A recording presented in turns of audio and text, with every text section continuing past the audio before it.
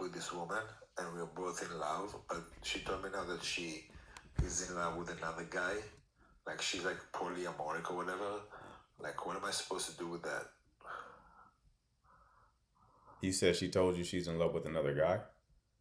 Like she loves me and another guy. You leave. I gotta leave, right? Right. I am leaving this bitch tomorrow. There you go. Thank you so much. No problem.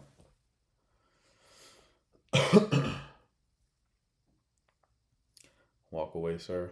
Right. Right.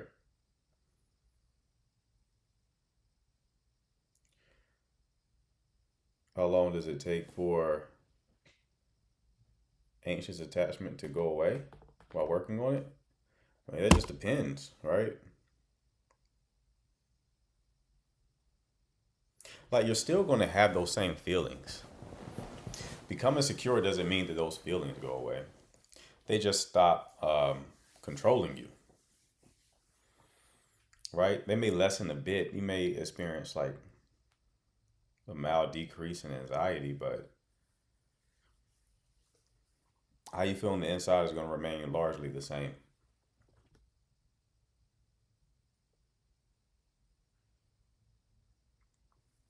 You just needed confirmation, right? No, he was trolling for sure. It's all good though. Again, if you have a question pertaining to dating and relationships, you can hit the button at the bottom of the screen with the blue and pink person. I'll bring you up. We'll talk about your issue. You can also drop your question in the chat. Just know callers have first priority, all right? So if you want a guaranteed answer, call in.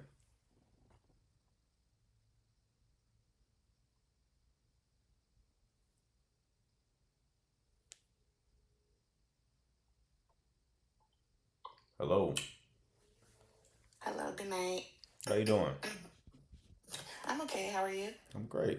What can I do for you? Okay, so I'm in a little situation, Okay. and I'm not sure. I'm kind of confused of like what to do next. So I was on the app. Well, I'm currently on the app, and I kind of matched with a guy. Okay. He's younger than me, and I remember I came on a while back, and you guys were saying that it's okay to go younger or whatever, whatever. So I tried it. Um, but he was very mature. The conversation, like we exchanged numbers on the app, spoke on the phone for like 2 hours. Connection was fine. It's been like we've been talking for like a week or two, almost 2 weeks, Okay. consistently. We plan to meet up this week. And just like 2 days ago, I asked him, well, 2 days ago, I called him. He said he couldn't pick up because he's not feeling well. And I said, okay, feel better, whatever. Then the following day, I didn't hear from him, and I was just like, hey, hope you're feeling good. I hope you're feeling better. What's up? Hey, whatever. And he didn't respond. And so again, I texted him, and I was just like, hey, hope you're feeling good. Hope you're feeling better. Just checking in. How you doing? Mm-hmm. Nothing. So I'm like, what the hell? Did I just get ghost? Mm. It's been like what, 2 days now? Mind you, for the past 2 weeks, it's been very consistent. Like 2 hours on the phone, FaceTime. The vibe was right. Like connection. I thought the vibe was right? Yeah. No, for sure. And how long ago did you match with him? 2 weeks ago. Okay. So y'all were scheduling a date and everything, and then he But just this week. for this week, Yeah. and then he just randomly stopped responding. He just randomly stopped. So I'm like, I know he's alive because he posted something on Instagram. Mm-hmm. Hmm. So it's like, okay, what is happening? Because that never actually happened to me.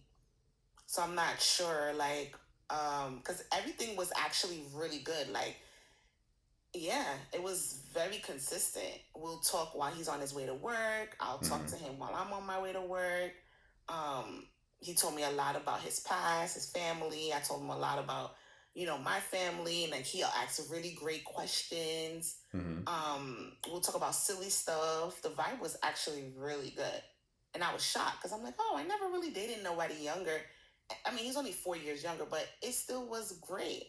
and we also talked about like where we're gonna link because he lives in Maryland, I live in New York, and he was gonna drive to the city first, of course, meet me in New York, and we were talking about how it's gonna, like our first link up, what restaurant he should try. I don't know. And what app did you meet him on? Facebook. Yikes. What? Yikes. We had a That's call a earlier app. today. Huh? Because I go live at noon as well. We had a call earlier today who was had a similar situation, and I asked them how they met, and they were like on Facebook dating.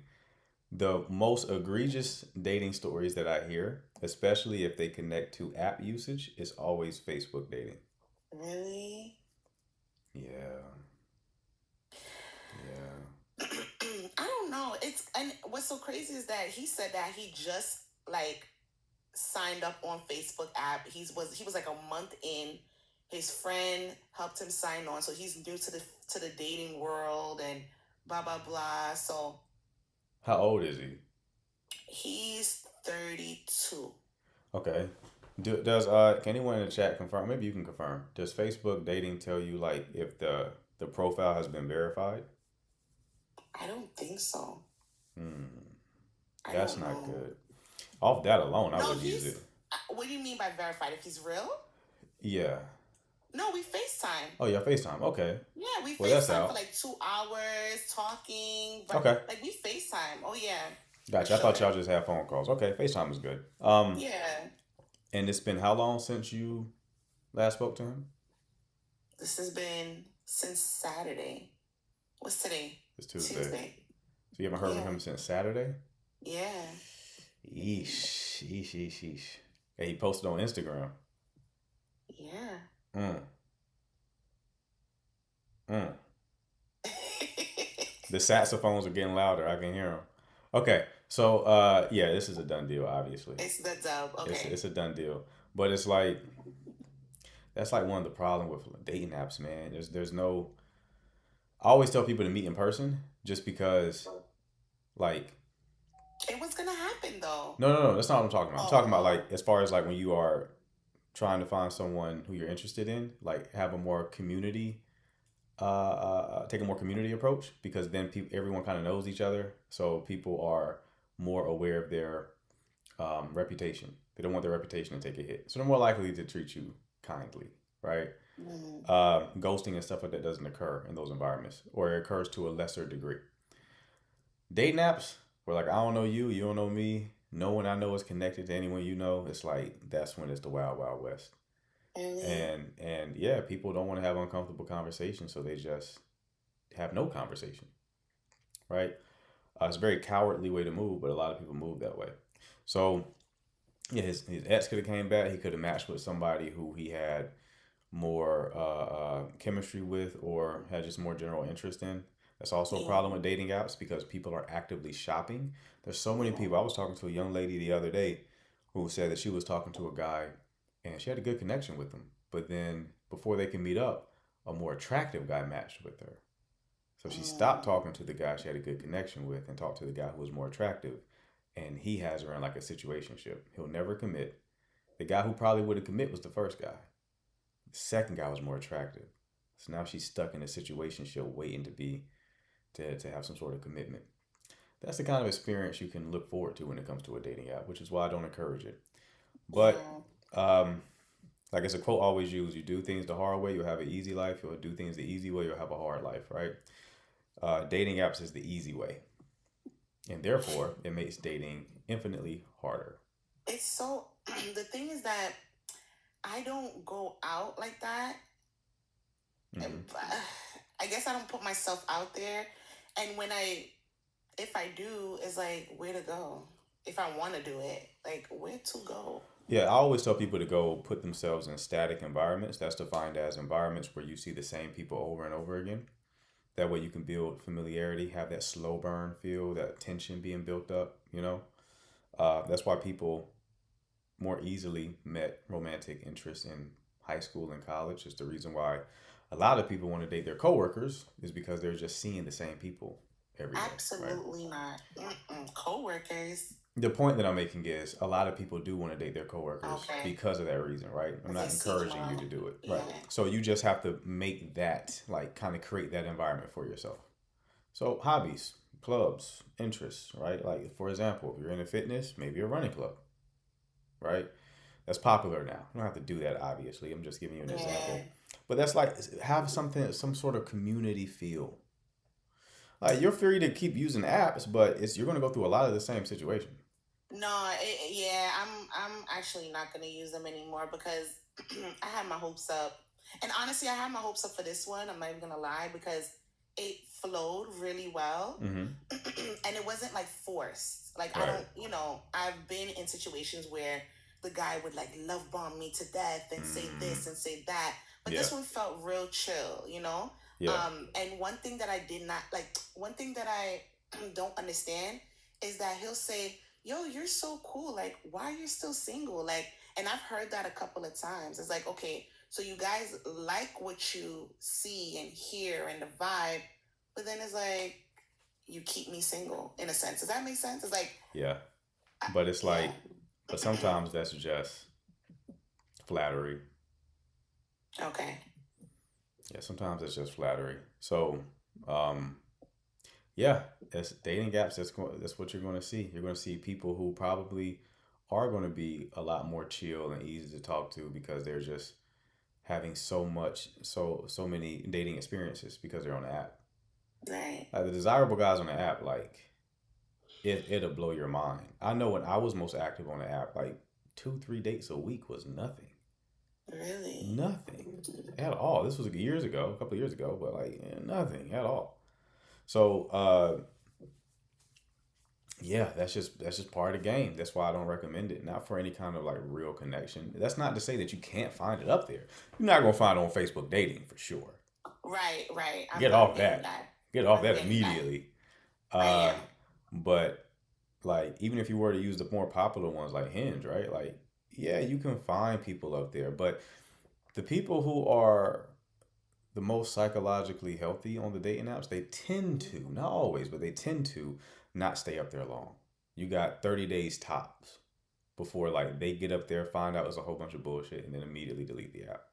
The people who are up there month after month after month, It's no good. Okay. I mm-mm. understand. I've also heard that people that pay for the apps, they're the more serious ones, right? No. I tell my guys who I Oh coach no. if they want to get more dating experience to pay. I just told someone that today, pay. Because your likes populate to the top. You just get faster matches, but that doesn't mean they're serious. That just means It doesn't mean that you're they're probably serious. more Okay. serious about tapping that ass. They're probably more serious Oh, about that. But it's like finding an actual so connection. they'll pay to tap that ass. Well, they're already doing it, right? Okay. So it's like, what's another $20 a week? You know what I mean? Like, All it's right. not that big a deal. So, like, yeah, that's part of the game. There are no real serious contenders on. You always have to ask yourself, like, why would you need it? Yeah. So, like, a guy who you like find to be desirable, who's charismatic, who's smooth, who's physically attractive. It's like, okay, why are you up here? Right. Because the characteristics, the qualities that you have, I bet is easy for you in person. So Mm-hmm. what are you up here for? It's immediately fishy. Right. I get it.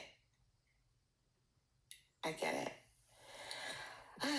Well, I will definitely be deactivating my profile because yeah, it's crazy out here, and it's like I don't want to lose hope because I'm still very hopeful, Mm-hmm. um, and I don't want that to turn into like me not being super hopeful and not putting myself out there and just hating all men and blah blah blah. Right.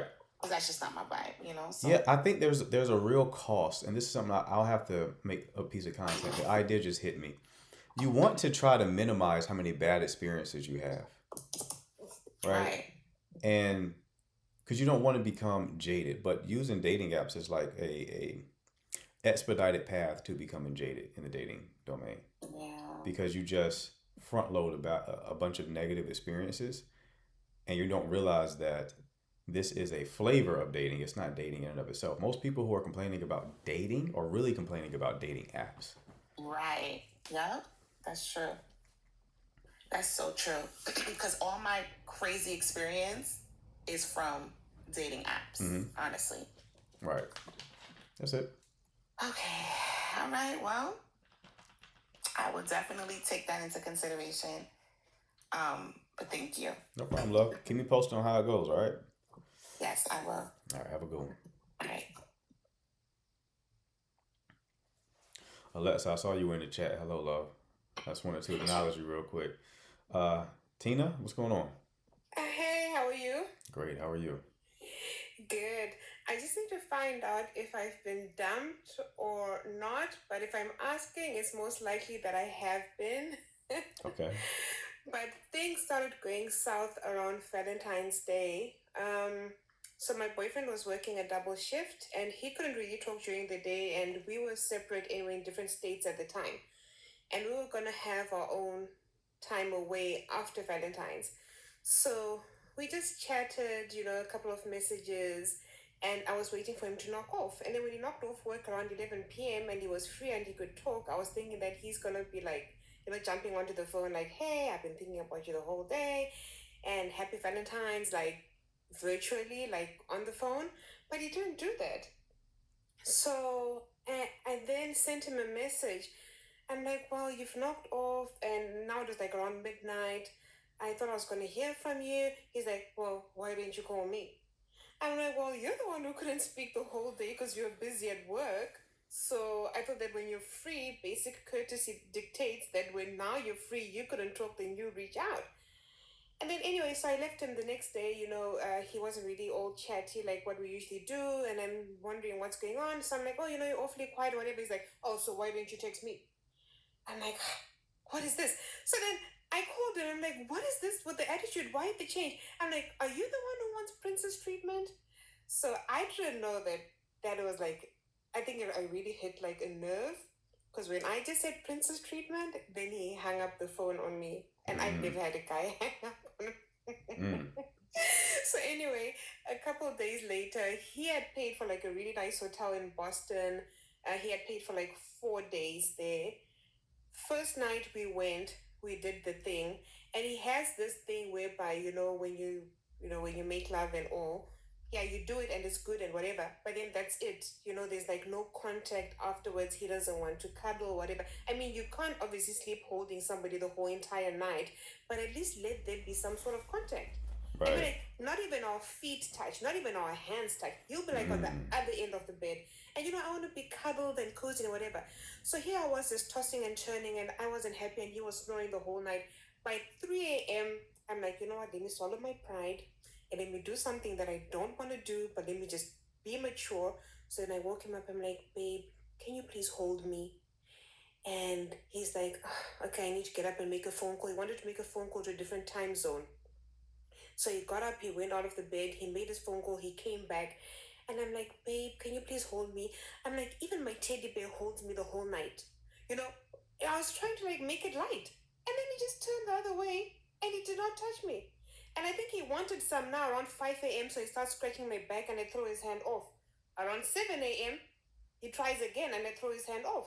And now when I'm fully awake around 9 a.m., we're talking in the room and whatever, I try and bring up the subject, but I could tell he was so off. He just started playing with his phone and on his laptop the whole day.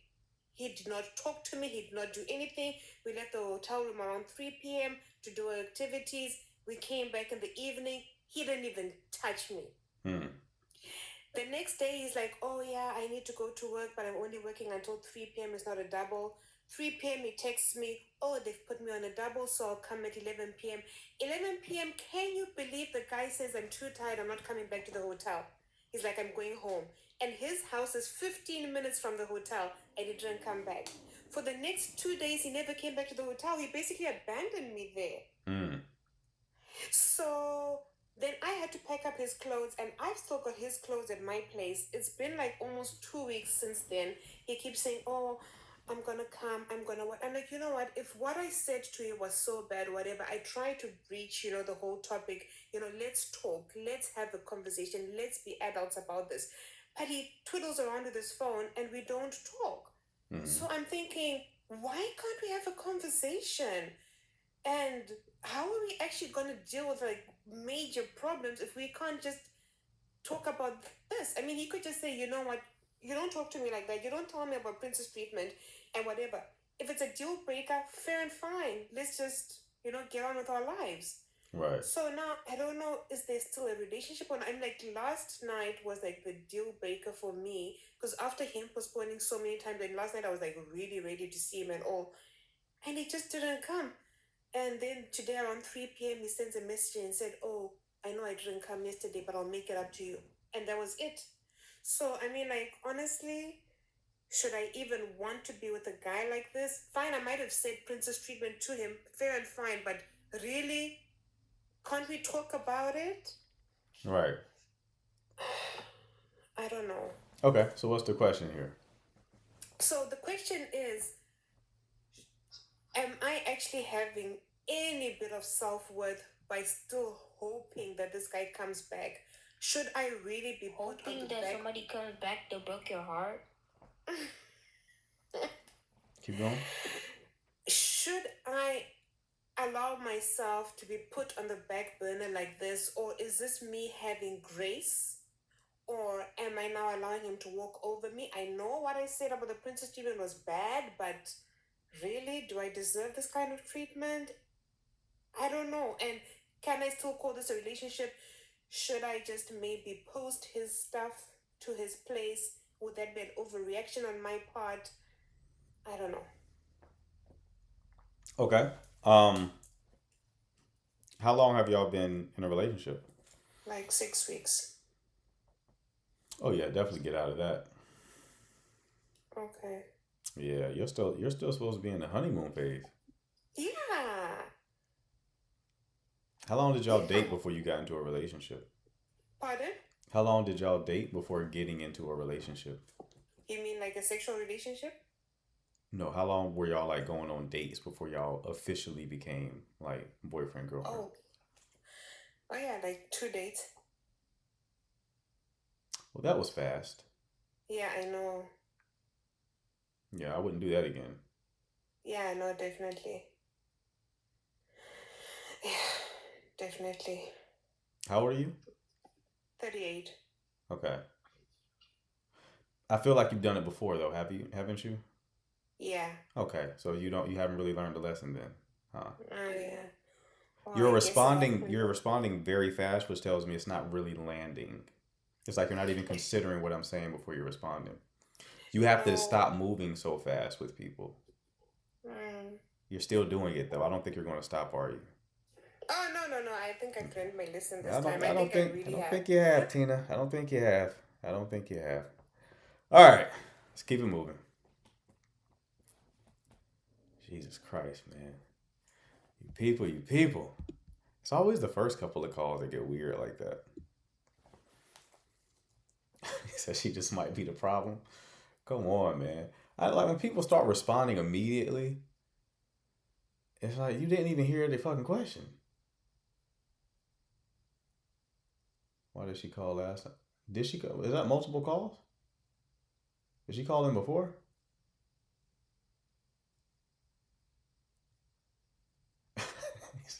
The second man hang up on. Yeah, 'cause I don't like people wasting my time, bro. I told y'all this is not for venting. This is for actually trying to get your problem solved. All right. What we got next? Mods, clean up the chat. Anyone talking crazy, block them immediately, please. Samad, what's going on?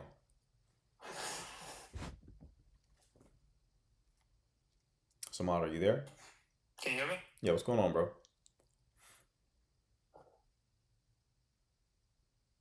Hey, so I'm gonna keep it pretty quick because I know she was. I don't want to keep your time limited, but so I matched with this girl on the dating app. We kind of kicked it off pretty well because we're from the same country and everything, so we kind of had like a lot of things in common and everything went pretty well. Like a few days ago, we've been texting for about 4 or 5 days now. Mm-hmm. So grabbed her number, continued to text her. We did plan, I did plan to see her, but she's like out for a work conference, and the date is like 2 weeks from now. And so like my dilemma right now is like, all right, there's a big gap between me seeing her and and obviously there's a lot of momentum between us right now. Okay. But my thought is like I don't want to kind of over text and just leave that for the time that we're actually conversating. Okay. Does that make sense? So my thought was I would just kind of tell her, hey, we'll catch up by the time you're back from the work conference, and then I'm definitely excited to see you, that etc., that kind of stuff. So I was kind of getting your thought here to see like with that the gap between texting and the dating, obviously since the date is like longer than usual. Okay. I think you're thinking about it the right way. So, how long y'all been talking already? About 5 days. 5 days, daily communication? Yeah. Okay. And when is the date scheduled? It's in about 12 days from now, so it's on Sunday, the week after. She's going to be back from the work conference on Wednesday, so my thought was, hey, we'll just, 3 days before the date, we'll start kind of kicking it back again, You can't not contact her until 3 days before the date. Yeah. Not if you have to progress things, right? And you don't have to overthink this. Like if it drops off, it drops off. Okay. But you're already texting. Another progression after that would be a phone call. Another progression after that could be a FaceTime call. Make sense? Yeah. So you're So progressing. you're saying like don't necessarily stop texting. It's just Yeah. I wouldn't stop communicating, because if you met her on an app, right? You met her on an app. You Yeah. gotta look at the landscape. You're likely not the only person she's talking to, and she's still actively on the app. So she's probably actively matching with other people, right? yeah. And before the date actually is locked in, assuming she's like a desirable woman and you're not like the only match she has, right? Before the date actually is solidified, it's a very like vulnerable positioning, right? Because it's like you're just not significant to this person for real. Yeah. And you can just I fall wasn't off. like my point is like I don't want to necessarily go a week without saying anything. Right. It's more like in like a few days or so, every couple of days or so, like, hey, I'll send something to kind of keep like tell her like, hey, I'm still something reminding me of her, that kind of stuff. Right. Yeah, you're playing it the right way. But I wouldn't do like every day though. Yeah. I wouldn't do every day. I would also think about pattern interruption, right? So maybe send, a voice memo sometime, something you haven't done yet. Maybe a picture of something that reminded you of something y'all discussed, right? These are pattern interrupts. They capture the attention more effectively, Yeah. right? It won't be so monotonous of like, okay, just another text. I wouldn't text just to text either. Yeah. No, That- like, what are That's you kind of my doing? point. Is like also, I don't want to just keep filling gaps. You know what I mean? Right. Yeah. Have some intention behind it. Like have some intention behind it. But again, like you're just progressing things, right? So it's like, you can have some good conversation with her about like what she is doing. You said she's going to a conference. Yeah, she's going to a conference. Like I've already been sending her voice texts and that kind of stuff. So Okay. like that part is there. You know what I Okay, mean? It's gotcha. not like we've just been texting. I've been sending her long like voice notes about like stories and that kind of stuff. Mm-hmm. So and we've been kicking it off pretty well. So that was the part where I wanted to kind of break the ice, was just the voice note, because obviously Okay. meeting off an app. But also like I don't want to over text and just kind of tell my whole life story before the big thing. You know what I mean? Yeah. That's- Keep it light. Don't talk about like first date topics. You're not Yeah. trying to find out like her happiest childhood memory and shit over text, right? Keep Yeah. it light. Depth is for like in-person interaction, but yeah, keep it light. Just make sure when you text is actually valuable in some way, shape, or Yeah. form. And you'll be good. You'll be good, Yeah. more than likely. If y'all have already established like a daily cadence, like the first 5 days, that is a good sign. Yeah. But it still is kind of in a vulnerable spot considering that it's so far off into the future. When did you find out that like her only availability was going to be that far off? Well, so it was so the way it worked was like I told her, hey, let's when are you available this weekend? And then she was like, oh well, I'm flying out this weekend to Florida for a work conference. I'll be back on Wednesday, but I would love to meet after that. That's kind of basically what she said. Okay. So then that's when I kind of gave her a couple options and said like, hey, all right, we could do Friday, we could do Sunday, that kind of stuff. And she was like, all right, well, Sunday works. Okay, so like after Yeah. matching with her, when did you start talking about meeting up for a date? We matched 4 days, 5 days ago, and it was just today that I asked her. So 5 days in? Yeah. Okay. That's what I would correct moving forward. I wouldn't wait that long to ask her out. Mm-hmm. Give yourself 48 hours to start planning logistics. Because you could have met up with her before she went out. Yeah. It's cool. She seems like she's interested based on like the verbiage she's using. So Yeah. even if you don't play this perfectly, I still think like if you don't fuck it up. This sounds like one of those situations where like if you don't fuck it up, you don't say something that's like a turn off. You know what I mean? Then there's probably going to be a go. But yeah, be faster with Like the first date. the thing is like I don't want to do good morning texts and good night Right. texts like Yeah, exactly. because like it's boring. You know what I mean? 100%. I don't want to, and I'm trying to like kind of keep it consistent. I don't want to just over text. Obviously, Right. I haven't seen her even either yet. Yeah, don't overthink it. The basic like thought processes you have is fine. Like the bar is really low. Your competition is sending good morning texts. Trust me. Yeah. So just by you avoiding stuff like that and just being more thoughtful and trying to be more interesting and having valuable conversations via text puts you a league above a lot of the other guys out there. Yeah. Right? Yeah, and but sorry to interrupt. I was just gonna say like I'm not gonna just say like, hey, let's catch up next week. I'm gonna say like my thought was like, hey, let's catch up next week. I'm excited to see you, like that kind of, I'm not trying to keep it just like one liner type of thing. You know what I mean? no, I get it. Yeah, that's basically what I was trying to say because I don't want her to also see like, hey, maybe he's just trying to get away from you or that kind of stuff. So, Yeah, you're slightly overthinking it, just a little bit. Maybe Slightly because I overthinking haven't it. done that in a minute, so. I got you. Yeah, I got you. You're not like overly like overthinking, but like you're approaching that. Again, that's the mentality I would have is like just you communicate when you have something to say. Yeah. If you don't have anything to say, don't just talk to her out of boredom because you're going to bore her in the process and she's going to feel like you're boring and avoid the date. Okay. And when you first meet them, they're very present minded focus. So like, it's a what have you done for me lately mentality before the first date, right? It's like you could be very interesting on Monday, but if you say something boring on Wednesday, to her you're boring now. You know what I mean? She's forgot all about the interesting Monday and Tuesday conversation. Now she's like, I almost thought like we were just kicking it on the high, and now it's like we're back to right. So yeah, that's what you want to avoid, and you avoid that by like actually having something to say when you actually reach out. Okay. But to kind of point out, and I'm not gonna take too much more time, but she's also a therapist, so it's like I don't know, for me it's like she, obviously like they're probably more aware and they have different perspectives on the way they approach stuff, you know what I mean? Yeah. And so it's that's hey, kind of prayers for you, brother. Prayers for you. Therapists are interesting to date. I will say that. Yeah.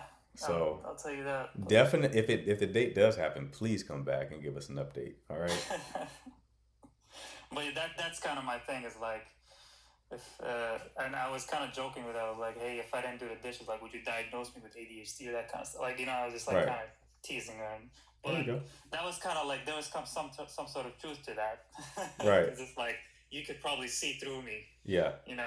If I did something. So. Exactly. Yeah, that definitely does keep me on my toes because of that. But yeah, make sure you come back. Definitely come back with an update. All right, bro. All right, bro. Thank you. All right, take care. All right, Jazz, what's going on? Hi, can you hear me? Yeah, how are you? Good. Okay, so I want to make this quick. basically, I'm talking to a guy. I kind of ended things Saturday, but now I changed my mind. I only ended it because I was a little anxious, maybe overthinking. So, was it Monday? So we didn't talk after I ended things Saturday. We didn't talk Sunday. Monday, I ended up texting him because we had plans to go out before I ended things for Saturday coming up. So Monday, I had asked him, like, could we still see each other? Whatever case may be, go out. And he was like, yes. So we have plans for Saturday. But my question is basically, should I tell him that I want to, like, start over or... Wait, why did you end things with him? Because I was being anxious. Like, I guess I have an anxious attachment style. So... Anxious about what? Like, if he didn't respond back in a good enough time or... Yeah. No, like, specifically, what did he do to make you, like, end things? Oh, just basically, like, responding back. Because at first, like, he kind of shifted a little bit. Like, we would talk every day. We still talked every day, but it just seemed like it would get slower. Like, the response would get slower. Or, like, he would call me, like, later versus, like, throughout the day. So, yeah. Okay. So that's kind of it. Okay, so but I want to know, like, should I tell him that? Like, I want to start over or just wait till Saturday to say something? Because even now, the communication is, like, still, yeah. So you haven't ended things? I kind of did, but he's open to going out still. What does kind of did mean, love? I need you to be specific so I can help you. Basically, I was just like, I don't think this is going to work for me. Okay.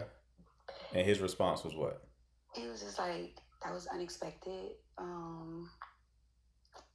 That was kind of it. Like, okay, what made me say that? Okay. So when you say that it made you anxious because there was a delay, how much of a delay are we talking about? Give me an example of like how fast he would respond before and then what it changed into. Yeah, or just like a shift. Like, he usually call me while he's at work or on my lunch break, and he kind of didn't do that anymore. So, yeah. How frequently did he do it before? No, I wouldn't say every day, but majority. Maybe like 3 times a week. Okay. And y'all been talking for how long? Like almost 2 months. Okay. Next week. So when did you notice the shift start? Maybe last week. Okay. But you have been on dates with him already? Yeah, we talk pretty much every day. Well, was talking pretty much every day. Seen each other. You know, we go to the same gym, so that's kind of how we met. Okay. Did anything significant happen right before you noticed that shift in behavior? I guess, yes. I didn't really pull back, but I kind of pulled back a little bit. What do you mean? How did you pull back? Like, I wouldn't stay on the phone as long. Like, we'd be on the phone for hours, but I kind of, like, pulled back for my own sake, but it still seems like it kind of backfired. What do you mean pull back for your own sake? What were you trying to accomplish? Not to get so attached, but clearly I am. Right. So you changed first. Yes. And now you're mad at him for a change. Not necessarily mad, but I just didn't want him to. Okay. You're going to have to solve this problem, right? Because, okay, let's say you get back with, let's play it out, right? You get back with him. Okay, I'm sorry, I just was scared, blah, blah, blah. He's like, oh, no worries, let's go out, let's go get sushi, right? Yeah, I'll go get sushi. And then things are good for like a couple of days. And then you notice another shift in his behavior. Now what? I don't know. Right. So you're going to do the same thing you did previously. And that's what I'm not trying to do. Like, I'm not trying to do the back and forth. But that's why I'm saying you got to solve the problem. This is one of those situations where it's like, I'm going to try harder now. It don't work that way. You got to like really understand why you're doing it and then put a plan in place to stop it. Okay. How old are you? So do I mention it to him or just wait till Saturday? Or Um, wait till he brings it up? I don't think it really matters if he already agreed to going out with you. Okay. But how old are you? I'm 30. 30? Okay. Have you done this? You engaged in this kind of pattern with previous people you've been in a relationship with or dated? No. I mean, as far as like anxious, a little bit, but not with the like pull away, come back. No. It's like Okay. the first person. So did your last relationship end poorly? Yes. Somewhat. I ended it though. How long ago was that one? That might have been like almost 3 years. Okay. Yeah. 3 years, yeah. So it lasted for 3 years, or it was No, 3 years ago? It ended like that was Okay. almost 3 years ago. How long were you with that person? A year and a half. Okay. Okay. What's your longest relationship? A year and a half. Okay. Are you normally the one to end it? Yes. That's like I don't really date much. Like been in relationships, so it's only been like 2 my whole life. So, Okay. Why did you end the last one? because he had an addiction problem to alcohol, so that just wasn't working. The one before that, why I did you didn't end know it? that until like that was his coping mechanism, Okay. and when it came out, it was just like, okay, no. Okay. That's fine. The one before that, why did you end it? I was young, right? Okay. I was young. Okay, so that doesn't really count. No. Right, okay. That's fair. Um okay, so you were talking to this guy and you were trying to avoid catching feelings, so you created distance. And then you Yes. noticed that he started to not do what he was doing before, so you decided to end it. Yes. Do you know anything about attachment styles? Other than the anxious one. Okay. Yeah, pretty much. There's more than that, right? So I know there's it's like anxious. secure and stuff too, but I don't. Yeah, there's anxious, avoidant, secure, and what is called disorganized or fearful avoidant. Okay. So fearful avoidant is a mixture of anxious and avoidant. Mm. That's what it sounds like you might have. Okay. That's why like you feel anxious and then you try to run from the situation. Right? And you also were the person who left your previous relationships. Anxious people normally aren't the leavers. If you're purely anxious, I'm not saying they never do, but like they normally aren't the leavers. So by you, I don't feel like I was anxious with my last relationship though. Just this one. It's kind of, I don't know. you might have been. So your last relationship, is possible that the man you were with he was probably more anxious. Probably, yeah. He was? Yeah. Okay, so that made you more avoidant, right? Because if you're fearful avoidant, the side of you that comes out is predicated on the person that you're with. So if you're with an anxious guy, you'll probably start acting more avoidant. If you're with a guy who's more avoidant, you'll probably start acting more anxious. Right? Okay, that's so weird, but Right. So it's a lot. Like normally people who are fearful avoidant, it normally comes from like some sort of trauma in your childhood, where like one of your parents or both were both like you loved them and you felt safe, but also threatened simultaneously. Like the source of love was also a source of a lot of pain. okay. So you yeah, kind I can of see learn. that. You kind of learn like, okay, I want love, but also I fear it simultaneously because I associate pain with it as well, but I also really want it. So like fearful avoidant people are like internally conflicted. It's like you both want the person, you both want connection, but then when the connection gets close, it's like, okay, but this is probably gonna hurt me though. So let me push it away. And then when it leaves, it's like, no, come back. Right? Then when it comes back, it's like, no, leave. Right? So it's that type of thing. And that's kind of what you're in right now. It was, you wanted him, then it was like, oh, I'm getting too close. Let me push him away. And then when he actually started moving away, you're like, oh, I'm gonna end it. And then when you end it, he was like, nope, no, come back. I need this now, right? And that kind of push-pull is going to continue happening until you solve the root problem. Rushi, you're breaking my heart right now, Rushi. Like you're being like seen by this explanation. I'm sorry, that's my wife in the chat. I had to talk to her real quick. So, yeah, you want to solve it. Typically, they tell people with fearful avoidant attachment to EMDR therapy is something that's recommended. It kind of helps with that childhood trauma, helps you deal with it better, or some sort of trauma based therapy. That's normally the best. It's just hard to deal with. Like if you're anxious, you can kind of work with it yourself. If you're avoidant, the same thing. You can kind of like get better. Fearful avoidant is just so complicated that it's best to have like a third party come in and kind of help you navigate it. All right. Okay. So just let it play out. Yeah, you can still like try to get back with dude, but you're going to mess it up unless like you solve this problem, and you can solve the problem while dating him. Okay. That's fine. But if you don't try to solve the problem, while it's not you can't do it. More than likely, you're not going to be able to do it. So it's best if you look for a third party that can kind of help you, because you're going to sabotage this connection unless like you And start that's what I feel addressing like. this. Okay. Yeah, Okay. Thank you. no problem, love. Keep me posted on how it goes. All right. All right. All right. Bye. All right. Who we got next? Hi, I'm Jocelyn. Hi, Jocelyn. How are you? Good. How are you? Great. Great. What can I do for you? So me and my fiance have been together for about 3 years, and we're trying to get married this year.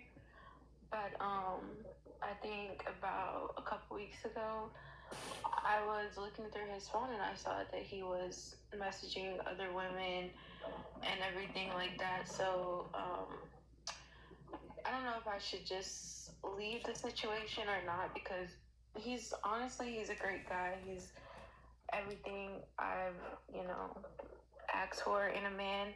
Mm-hmm. Like mentally, financially, everything is amazing.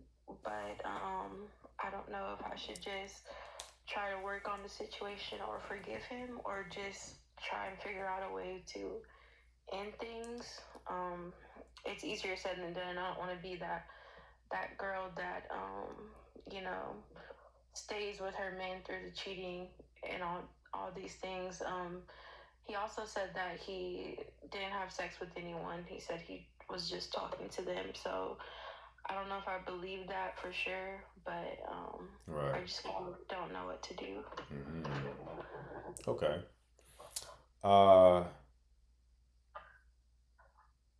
What made you go through the phone in the first place? I'm not really a person that goes through phones, but I mean, you are now. So what made you do it? I don't know. Honestly, he was just kind of. Well, he has a friend that's a Muslim, and he has like multiple wives. Well, he has 2 wives, and he was just. We were having a conversation one day, and he was saying that he doesn't know why he would want to have 2 wives. He would just have a side chick. So, and he kept saying it, and it kind of made me feel like he was just. I don't know. Like maybe he thought I would think that he was just joking, but I took it seriously. So one night I just went through his phone and I saw him messaging the other women and everything like that. So yeah. What kind of messages was he sending them? Honestly, it was kind of embarrassing for him because the women weren't really replying to him, but Yeesh. he was just sorry, he was just like just saying that he liked how they looked and stuff like that. Like it wasn't anything crazy like I want to see you or like I want to meet up with you. It was just him like complimenting them really, and then after that they really wouldn't text back. Yikes. But yeah. Wait, so like were these like Instagram DMs or something like that, or text messages? Okay, so I found one text message and then the rest were like TikTok DMs. Oh man. TikTok messages, yeah. And his excuse, like his defense was he didn't sleep with any of them? Well, yeah, he said he didn't sleep with any of them, and then he said that he has like he's like struggling with something, I guess like demons or something, I don't know, but he said like he didn't mean it and he wants to be with me, all Okay. those things, but I don't know if I just, How I many? don't know. Okay, so him saying that he didn't sleep with any of them, it's like, well, no shit, you didn't have the opportunity to, right? So that's not really a good thing. Um, how many women are we talking?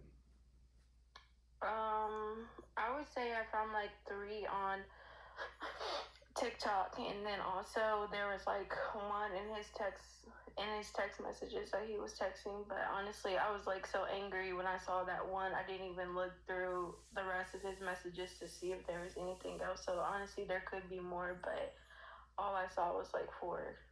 Okay. How long have y'all been in a relationship? We've been together for 3 years. Okay. Your question is, should you leave or should you work on things?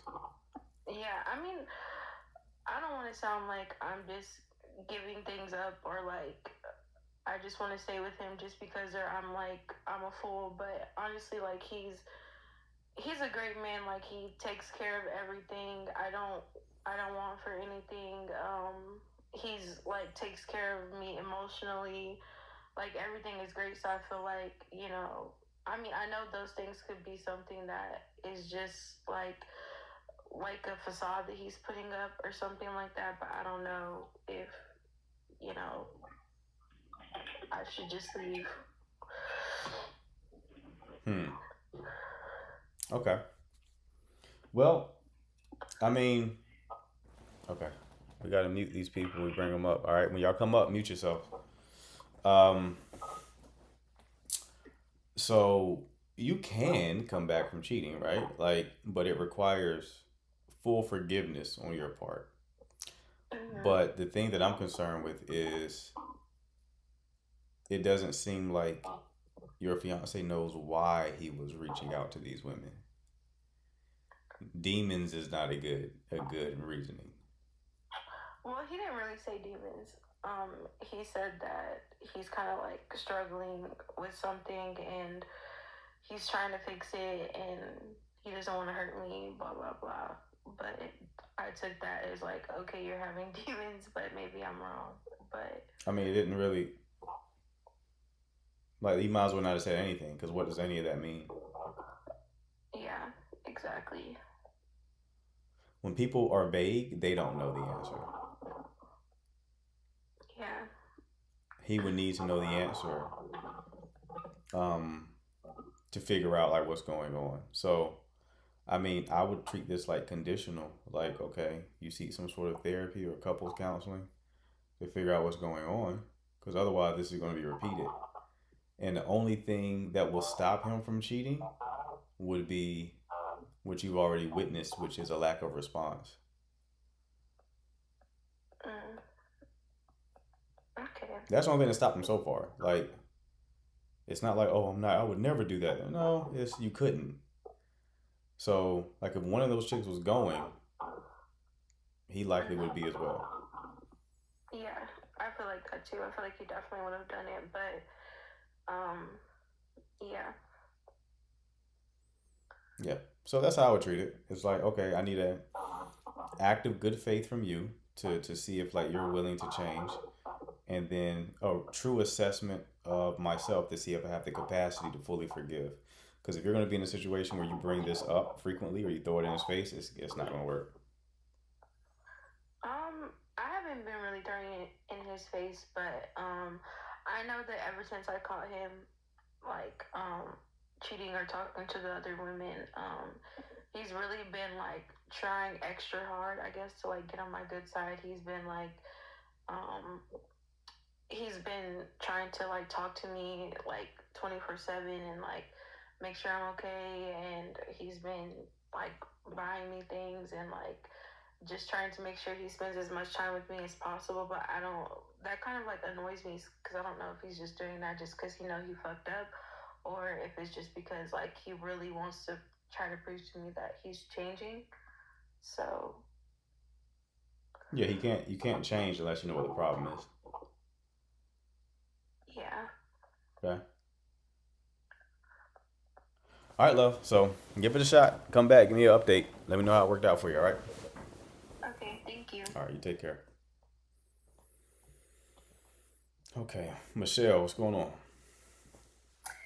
Hi, good evening. Thanks for having me. I have a quick question. I have always been in long-term relationship, and that means in two marriages my whole life. Recently, the year before last, I went through a divorce. I took a whole year just to heal, counseling, try to get back on my feet and be wholesome again. So that way, when I embark into dating again, I was in a better emotional state, no baggage, no attachment to the previous person. So that way, I didn't hurt myself further, Right. nor did I inflict anything into anyone else. Right. However, going into this dating thing is very different than when I dated years ago. So now I don't know the difference in between talking with someone exclusively to dating to be in a relationship, because to me, if I'm talking to only one person and we talk every day, we go out on dates, and it's just the two of us, what is the difference in between that and being in a relationship? So I'm slightly confused. What's the difference between talking every day and being in a relationship? Is that what you asked? No, like, so we agree that we're only talking exclusively. Like, I'm not entertaining anyone else, and Okay. he's not entertaining anyone else. But then to me, then it's the same. If we're I doing got you. this, it's I the got same you. thing as dating, and it's the same thing as being in a relationship. No, But it seems it's like an that extra. those titles Right. are very vague. So I'm Yeah. confused. What is Yeah. the difference? It's just an extra step in the process. So like the whole exclusivity thing is an extra step that was added like relatively recently because we entered into a time culturally where people are dating in more of a polygamous fashion, right? Historically, we haven't like dated like 10 people simultaneously, right? Oh gosh. Now it's becoming more of the norm. It's fair to assume if you're talking to someone, they're talking to other people. That was my understanding. Right. So Until that was presented to me, I was like, yeah. okay, I thought that was what we're doing, but okay. Yeah, so exclusivity is just saying like, okay, I'm only talking to you and you're only talking like we're only dating each other, right? And then we do that for a while and then determine if we want to actually enter into a relationship. And what would be like the time frame? Because I don't want to be strung along into like without like any actual solidifying anything per se. Like, what is the time frame to have this conversation about taking the things to the next level, if that is the thing? How long have y'all been dealing with one another? Close to 3 months now. Okay. Okay. Um, yeah, it really just depends. Normally, exclusivity is at least seeing some sort of progress being made in the connection. How long ago did he ask you to be exclusive? Okay, so let me backtrack. We had known each other for about 2 years. And then, but it was just kind of like just friends, nothing that would disrespect my previous partner or anything like that. And then when my divorce came along, he was somebody that I confided some of my weakness emotionally while I was going through my divorce process. And then after my divorce was final, and I had gone through around like 6, 7 months of counseling and everything that the topic came along of like, I feel like I'm ready to put myself out there and start dating or whatever. And he expresses that he always liked me, and in a more, intimate level, and he would like to, just talk to me and get to know me on that, like an emotional level per se, as a potential girlfriend. And so I said, well, I kind of expressed the fact that I wanted to see what else was out there. And because I haven't, I went from a long-term relationship, I didn't feel that I was ready to jump right back into another formal relationship. So we were like talking since last August, just talking, we will be in friend settings and kind of spend time together. But talking like exclusively, like towards to the like beginning of January. Okay. So is some sort of history. It just have not always been in the emotional commitment level, if that makes sense. Mm-hmm. Okay.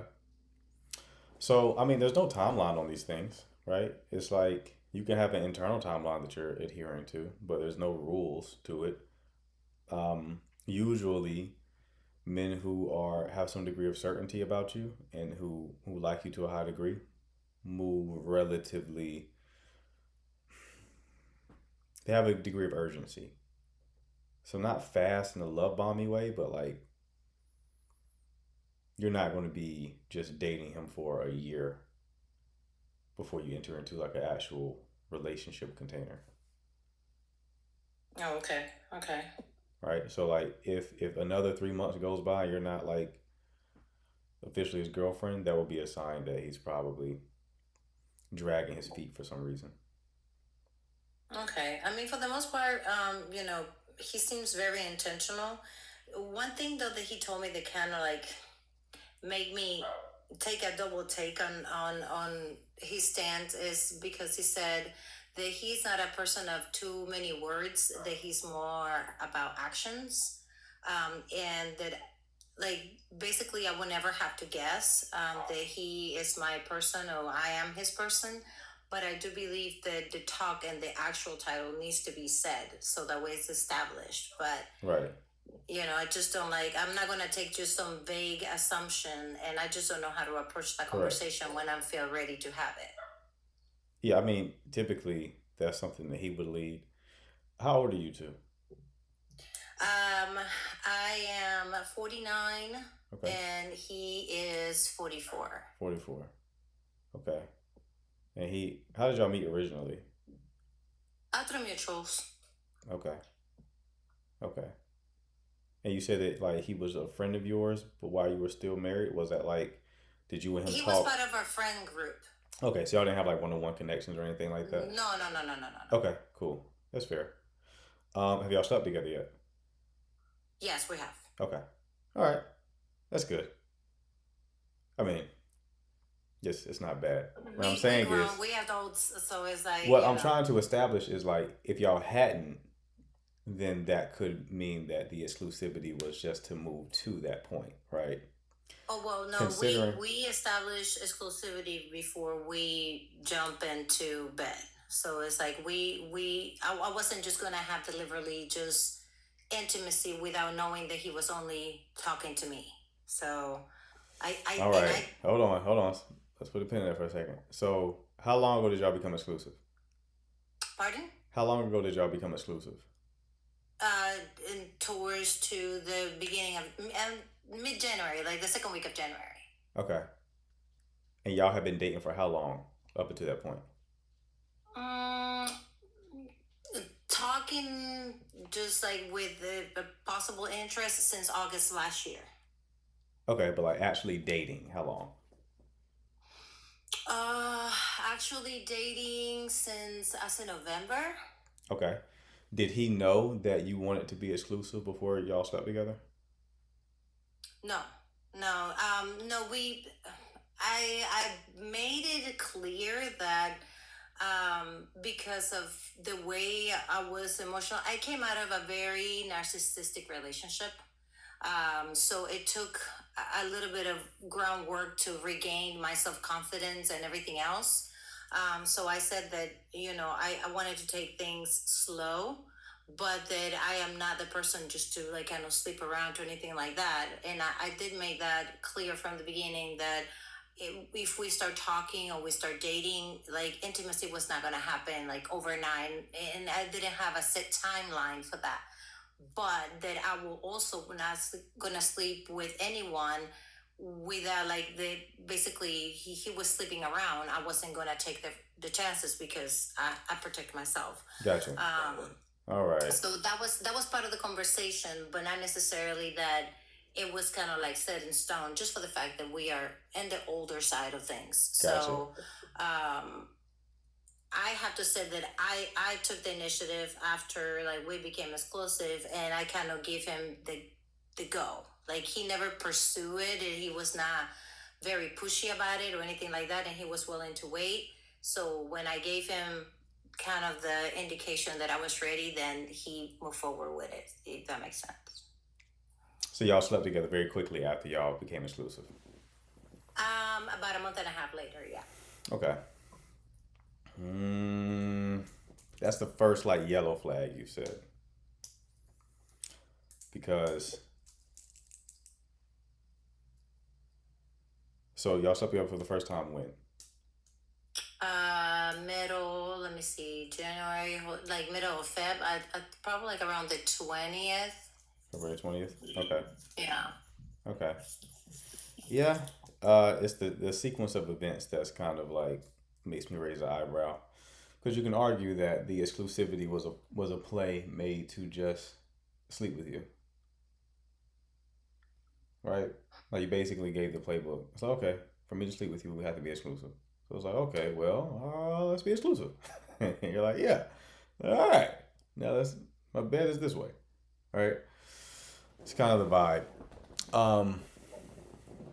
It's not a guarantee. It's just the timing of things make it somewhat suspicious. Okay. You know, when you like a better sign would be, and this doesn't mean that you should change how you do things, but like I'm gonna tell you what a better sign would be.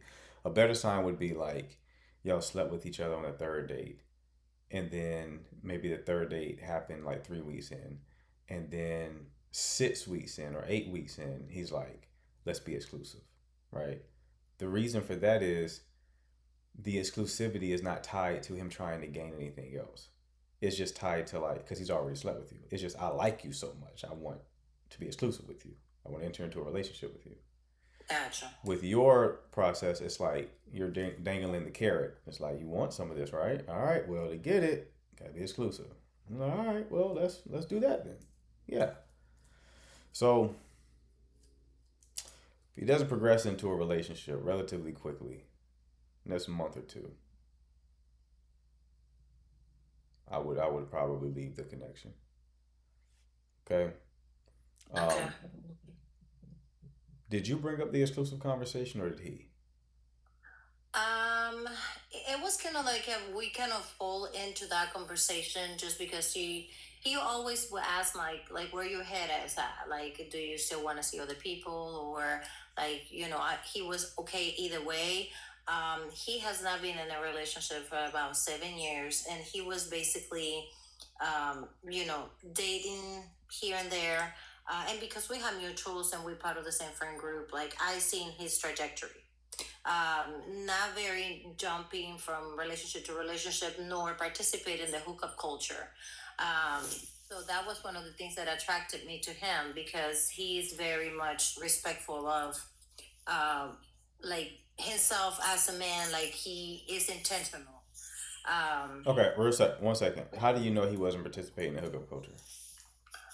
It's just because we're very open in the friend group that we participate at, and it's like we always do things together. So usually among the rest of the guys in the group, if they seen or hooking up with somebody, or they're more than welcome to bring it into the group, because we do have our group like kayak together, we hike together, we do marathons together. It's like we're very tight. So if we're doing anything, for the most part, we always go out in groups. So So everybody's together. you would have me believe that he's been single for 7 years and he's not participating in hookup culture? No, not like how can I say this? He has had few people, but not in relationship. It's like he sees someone, he had kept in touch with those people, like with the girls or whatnot. But it's not like he go out like to the bar and hook up with this I girl, got you. that girl, Okay. that like It's how you're using the not like that. phrase. Got you. So he's made some connections and he may have seen those people same people over time. Yes. Gotcha. Okay, that makes sense. All right. Yeah, this is like a gray area situation. Keep an eye on it. Just keep an eye on it. Okay. Again, you want to see some sort of forward momentum, because he seems to have wanted you for some time. What we are determining is if he wanted you or if he wanted that ass. One of the two is happening here. That's what we're trying to determine. If he wanted you, there's going to be like a faster momentum considering that now y'all are exclusive. If he just wanted that ass, you're not going to see any momentum in over like the next month or so. Okay, so that's what you want to determine. If he speeds Okay, things and up a yeah, bit, that was my reason for that, for when should I expect the conversation right, of like jump into being like boyfriend, girlfriend. And if I right, don't see that, like that will be my cue to butt out. yeah, don't bring it up. This like Oh no, okay. leave the ball in his court. Don't bring it up. Okay, just like this is in a like observe. Just observe. Okay. All right. Okay.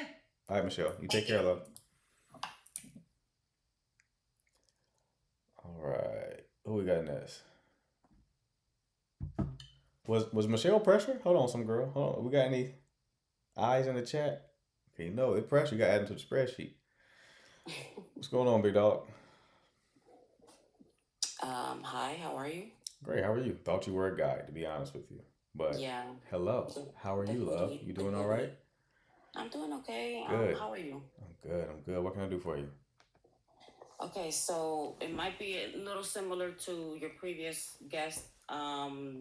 Long relationship, 18-year relationship, married 15, blew up last year. We're gonna go through the divorce process. I flip-flop a lot, and then of course when I came right out to date, I wasn't prepared because I didn't, I didn't have no practice, and then the learning curve was really hard.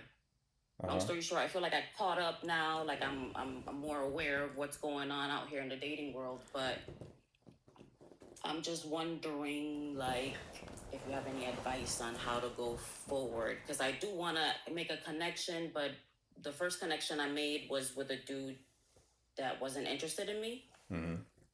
I caught feelings for him, so now that I'm interested in dating other people, I'm afraid, basically. Like, I don't want to give anybody a true chance. Gotcha. Okay. So you were in like a marriage before that ended poorly, Mm-hmm. and now you're afraid of, you had a bad experience. Now you're afraid of giving someone to get back out there. Mm-hmm. Okay. Hold on one second. Michelle, I did not know how pressure you was. Shout out to you. That profile picture is A-okay. Now back to you. Let's Mm-hmm. get serious. So, okay. So you're trying to avoid getting hurt and you're trying to learn how to navigate the dating market right now. Yes. Okay. Have you been actively dating at all? Yes. I had one significant relationship, 6 months, but it wasn't a relationship. It was one of those situationships, friends with benefits, no Gotcha. title, blah, blah, blahs. Okay. How did you meet that person? Facebook dating. Yeah. What is going on with Facebook dating? This past 2 days, so many people have brought that up. Guess what? What? Literally the same day that I put single on my profile, boom, Facebook dating can pop up on my app. I never knew about it. It just Wow. popped up when I became single. Okay. Yeah, I mean, if you're trying to avoid bad experiences, avoid Facebook dating for sure, right? That's been done. Okay, you handled that? Yeah, that's been handled. Cool. Okay, so is your question like how to navigate it more effectively? Yes, how to Okay. navigate it more effectively, and then I guess I'm having trouble trusting myself because there have been situations where I can admit that the person is a good person. They're checking boxes, they're meeting standards, but I can't get myself to be crazy about them. Is I it like, typically get crazy about a person that I like. okay. So do you think are you like actually attracted to those people? Some of them I was, others I would not. Okay. So you're basically seeing a change in how you attach. Hmm. So it's like you're attracted to the person, they meet your standards, but you're kind of keeping yourself at bay a little bit. Right. Okay. I think that's Right. adaptive. It's you're trying to protect yourself. Hmm. That's what's happening. That happens like if we get into relationships and we have bad experiences, especially if they start stacking up, Mm. we can kind of like adapt by keeping a little bit of distance and not over like really trying to attach. And it seems like you overcorrected. So before, what you were doing before was probably also not good. Right. which Like is like take me, love me, right, you know, right, and too needy. right. So it's very. Do you know anything about attachment styles? So that's part of the learning curve. I've been learning about them just based on this one conversation that I've been listening to. I always thought I was an anxious attacher, Uh huh. but maybe there's a little bit of, flip flopping and changing going on. Like I was extremely anxiously attached to the boyfriend, not boyfriend. Like extremely, like I would like alarm bells. Like he didn't text me at the right time. Patterns. Paying attention. And now I'm on the other end where I'm like, yeah, I don't care about the good morning text messages and, Right. grand risings and whatever. But that switch is new to you. You've never done that before in the past. Never. Okay. Yeah. It's not FA. It's attachment styles can get complicated when like you look beyond the surface because it can also be an adaptive strategy, right? So you can be an anxious person who has gotten hurt a lot, so then you start acting like you're avoidant. You're still anxious, Okay. but now I didn't know that. you're behaving like an avoidant. Oh. So if like you could do like a body scan and see the anxiety, you still have like the anxiety there. But Yeah. you've just now learned that like you just overcorrect to the other end and you start acting avoidant in order to stop getting hurt. So Okay. you just learned the wrong lesson. Mhm. Which is good because that's more controllable now, right? Like Right. you're not doing it on autopilot. It's like you're intentionally doing it. hmm Okay. So what I would tell you is, so you historically or as of late have been meeting men mostly through online? Well, this person that I'm currently talking to, I met him in real life, like just in passing to a friend. But Okay. historically, yes, online, like Tinder, let's say. Okay. Tinder's a nightmare, by the way. I already deleted it. I mean, but yes, online. Are these guys who you would have attached very strongly to in the past, or are these guys who don't give you the butterfly feeling at all? So I feel like the boyfriend, not boyfriend, kind of snuck up on me. So I guess when I first saw him, I thought he was attractive, and then there was chemistry there. So then all of a sudden, there's a bunch of like tingly feelings. But then everybody else that I've dated, it's more like I'm kind of just seeing where it goes, or I'm not necessarily putting a lot of like expectations. Like I'm not coming out here with, oh, you have to have this, you have to have that. Like I'm just kind of like feeling it out. Like I don't know how else to explain it. I'm sorry. You're fine. So, how many guys have you dated after like the situationship that you were in? I would say I've talked to way too many, but dated maybe 2 or 3, and then yeah, let's leave it at that. Okay. So dated 2 or 3. hmm And okay. All right. What I'm trying to determine here is if you are acting more like an avoidant now, or if the men who you have been dating lately just are more healthy and it's not doing it for you. If you're anxiously attached, though that anxiety feeling, the people you attach strongly to is likely going to be people who are avoidantly attached. Correct. So if you come across someone who's unavoidantly attached, they may register to you as boring. Even if they're physically attractive, even if they meet like on paper standards, that factor is going to be missing.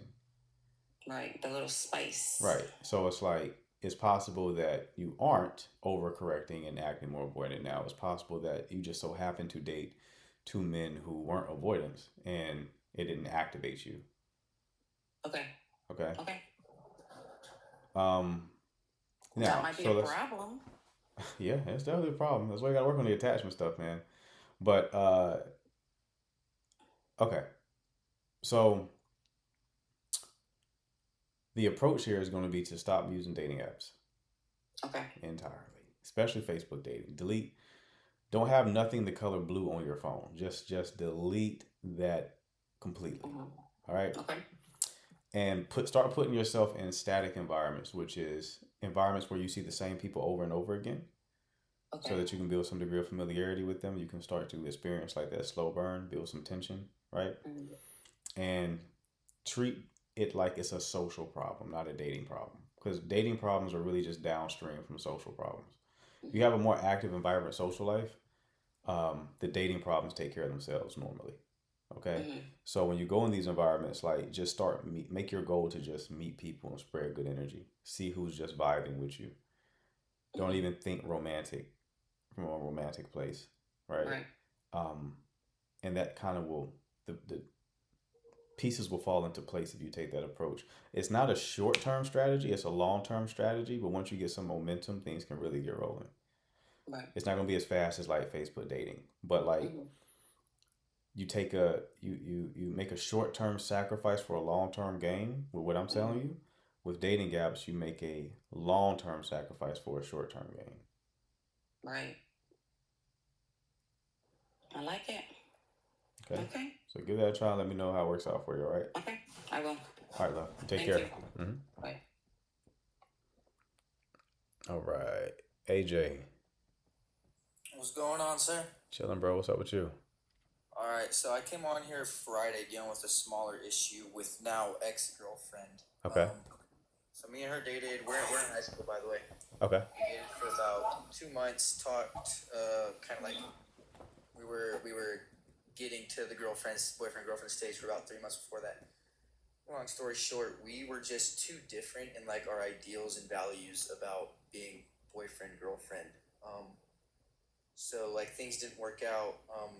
I guess it just didn't work out. Like wasn't any major big issue. We just weren't the right people. Like puzzle pieces didn't fit. Right.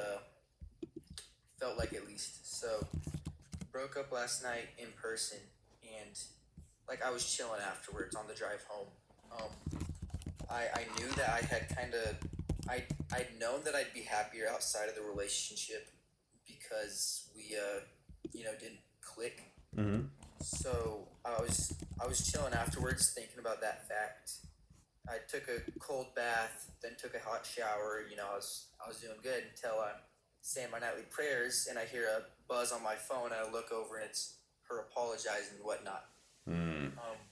So then we start talking, and the whole "I miss you, I'm sorry," sharing pictures of the past 5 months, and we still have those feelings, but don't.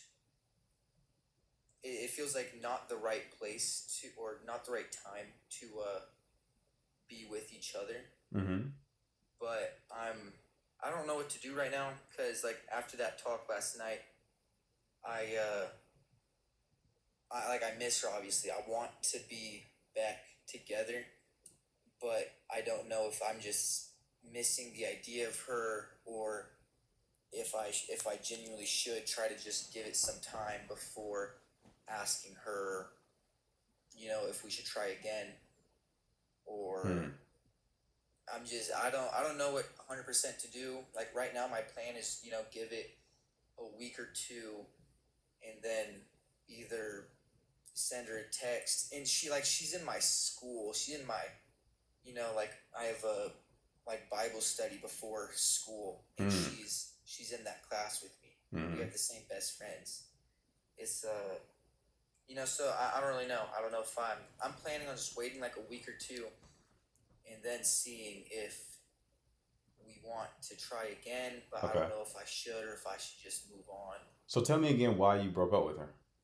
So, I'm a lot more of a, and I feel so corny saying this, but I'm more like on the boyfriend side. So like I'm more heavy on emotions. Okay. And that whole connection, and she's not like that. This was her first relationship. Okay.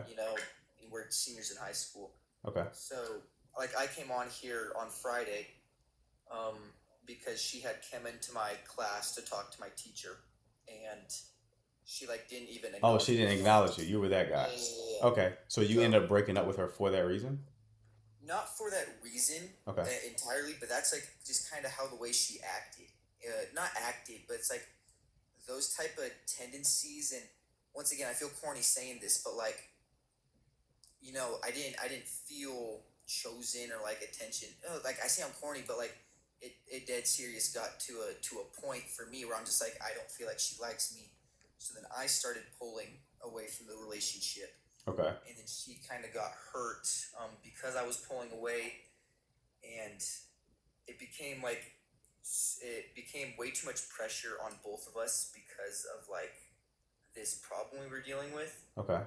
So then like some littler things became bigger issues. Gotcha. Not bigger issues, but like created too much pressure where she ended up breaking up with me because of it. Okay, so she ended things. She did, and I told her, like, we sat in the car for probably an hour last night, and I was like, I told her I don't want to,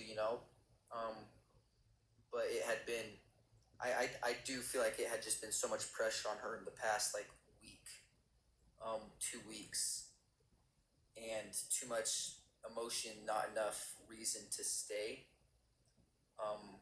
Why do you feel like there was a lot of pressure on her? Because I had expressed, I guess, so much how I didn't feel like she liked me. Like I told her that, we're dating and I don't feel like she likes me, and that hurt me. Or not hurt me, but I wasn't comfortable with that. So I told her, and I think it created pressure on her to do better, but then it was still kind of awkward between us. So when we would hang out, it was pressure to be normal, but the normal wasn't normal. It was trying to be normal. And then we hadn't been able to hang out because, she was kind of sick. She was out of town. We had this and that. Gotcha. Okay. I hear you, brother. I believe when I told you that before, when we called in before, to try to lean upon positive reinforcement. So look for opportunities where she did show that kind of affection and give her a bit of praise for it, because the feminine grows through praise. The masculine kind of grows through challenge, but the feminine grows through praise, right? So it's better to elicit a positive response from your lady if you take the praise route, right? Yeah. So, but y'all are also in high school. You have a real capacity constraint. So something can make sense on paper, but you may not be able to really pull it off due to life experience lacking. Okay. So from what I hear from this is she ended things because she does not have the capacity. Yeah, at least not at the time. I don't think. Not right there. I would look at it, she doesn't have the capacity at all. When you say don't have the time, it's like, well, not at the time, it's like a way for you to keep the door open in the future. Yeah, and I won't lie to you. I want to keep that door open. Mm-hmm. I get it. I understand. Because you seem to be intentional. You seem to be like not trying to play the field. It's probably like a high school sweetheart, and then segues to a relationship, that segues to a marriage, and then kids, and the whole nine. That sounds like that was your path. 100%. Gotcha. Okay. So you say Bible study, right? So you're or Christian. Seminary, yes, sir. Okay. So God ultimately controls the harvest, controls the outcomes. So I won't say completely close off, but don't wait. So you bring that up, and I felt the last couple days, or at least not past couple days, but like I have no doubts that we were supposed to break up. Mm-hmm. Because neither of us have been happy in the relationship the past 2 weeks, I'd say. Mm-hmm. But right now I'm feeling like, and once again, this might just be me trying to keep the door open, but like I feel like we were supposed to break up, but I don't feel like we're supposed to stay like that. That's fine. And time will tell, right? I just don't want you to wait around for that potential, because what I'm trying to protect you from is y'all being broken up, you secretly waiting for her to have that aha moment, and then she gets with somebody else, and now you like double heartbroken, right? That's what I'm trying to protect you from. There is a middle path of like you acknowledging the possibility If things seem to align, maybe that is something that you revisit. But in the meantime, you're not closing yourself down from connecting with anyone else who may be a better fit for you. Because right now, y'all fundamentally have like a compatibility issue because you have a need, which is you want to feel desired. That's fair. It's a reasonable request, right? I'm sure you make her feel desired, right? Yeah. So she's basically in a position where she can't give you that for whatever reason, either because of some shame that she's unprocessed or having an issue with any kind of PDA, even like PDA, like just simple acknowledgement, right? So that's you being in a situation where your need literally is not being fulfilled. Okay? So if she can't fulfill that need, you're going to feel the exact same way that you felt that made you want to end the relationship. And we have not established yet if she even is capable of fulfilling that need. Because before you could even implement the things I told you to implement, she ended things. Right? Yeah. Okay. So I think y'all should stay apart. Like I always say, I tell adults when they call into the show, I typically am not a big proponent of couples getting back together. Normally, the only time it really works is if some years have passed, where a lot of growth has occurred and they find their way back to one another. It normally doesn't work if y'all been broken up for like a couple of months. Nobody's grown that much in a couple of months, right? So what happens is you're in a relationship, you have a problem, the problem causes you to break up, and then after you break up, you start missing one another and you want to get back together, okay? Maybe you do get back together. Great, you get that person back, but you also get that problem back. The problem hasn't been solved yet. So it only makes sense to get back with an S if the problem that caused y'all to break up in the first place has been rectified. In your situation, it has not. You will get back together and she still will not have the capacity to make you feel desired. So you'll feel elated for a little while, for like a week, because like you got your lady back, right? Things are good. And then that problem comes back. She enters the classroom again, doesn't look at you. And you're like, that doesn't feel good. Then you want to bring it up to her again, and she's rolling her eyes because in her mind, it's like, here we go again. Right? So yeah. So I closed the door in my mind and see if it opens back up. Right. Yeah, I mean, don't close off. If y'all are meant to be, if God wants y'all together, y'all be together, right? 100%. So, yeah, it's not on you. Give it to your father. Yeah, well, that's the easiest thing, believe it or not. Right? So, for sure. My man. But definitely keep me posted, all right, brother? I will. Hey, I love watching your streams. They're awesome. I appreciate you, man. You take care of yourself, all right? Yeah, thank you. You too. All right, bye. Love when the young guys call in, man. Those are some of my favorite calls. And I want y'all to notice, you see how eloquently he answered the questions?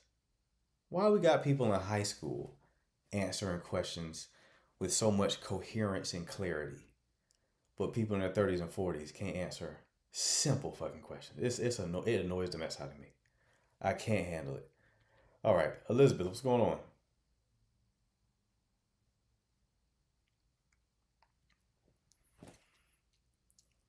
Elizabeth, you're muted.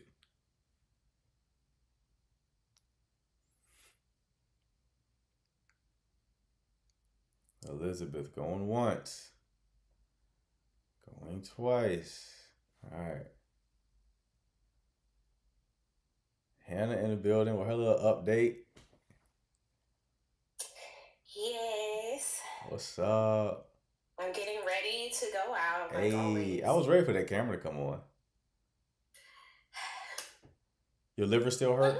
Is your liver still hurting you? I know last time you told me your liver was kind of like aching. Is it still like bothering you a little bit? I don't plan on drinking. Don't plan on it. All right. I don't plan on drinking. We'll Maybe see. a little hookah, Okay, hookah's lit. but that's about it. Hookah's Cause lit. I was hungover at work yesterday, and I was like, yeah, Can't do that. I don't even want to look at liquor right now. Can't do that. So you got an what update for us, huh? summer? You got an update for us, huh? Uh-huh. Uh, what's going Yeah, on? it's not gonna work. It's not gonna work. And this is from the person that you knew since you were like 15, 16? No, Different one. that's a whole nother story. I forgot you in the circus. You get dun, dun, dun, dun, dun. You got the juggling capabilities. I forgot. All right. So who's the person that we're talking about right now? The one that I used to go to church with and went on Pop the Balloon. Oh, okay. I thought that would been over. Yeah, I thought so too, but as I spent more time with him, I was just like, you know what? This is workable actually. But the pin in it all was essentially a girl that used to go to our church was airing her grievances about leadership, and one thing led to another. She indirectly mentioned him and how he was getting top from one of the girls at the church. And I said, oh, Top? hold on. Top. That throat? She said this in church? Not in church, but another girl from the church. So I'm just Wow. because we did have a discussion about, he was in a long relationship with one girl, and I guess whenever they had taken a long break, he dated other girls. So I was like, okay, who all did you date? I need to know. So he was knocking the church down. Apparently, He was I getting made the joke. he was getting his balloon pop.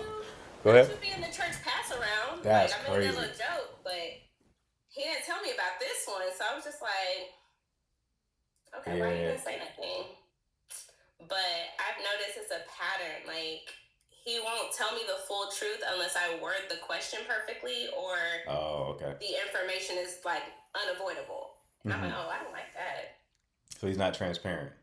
at all. Because that happened with the show, right? The Pop the Balloon show.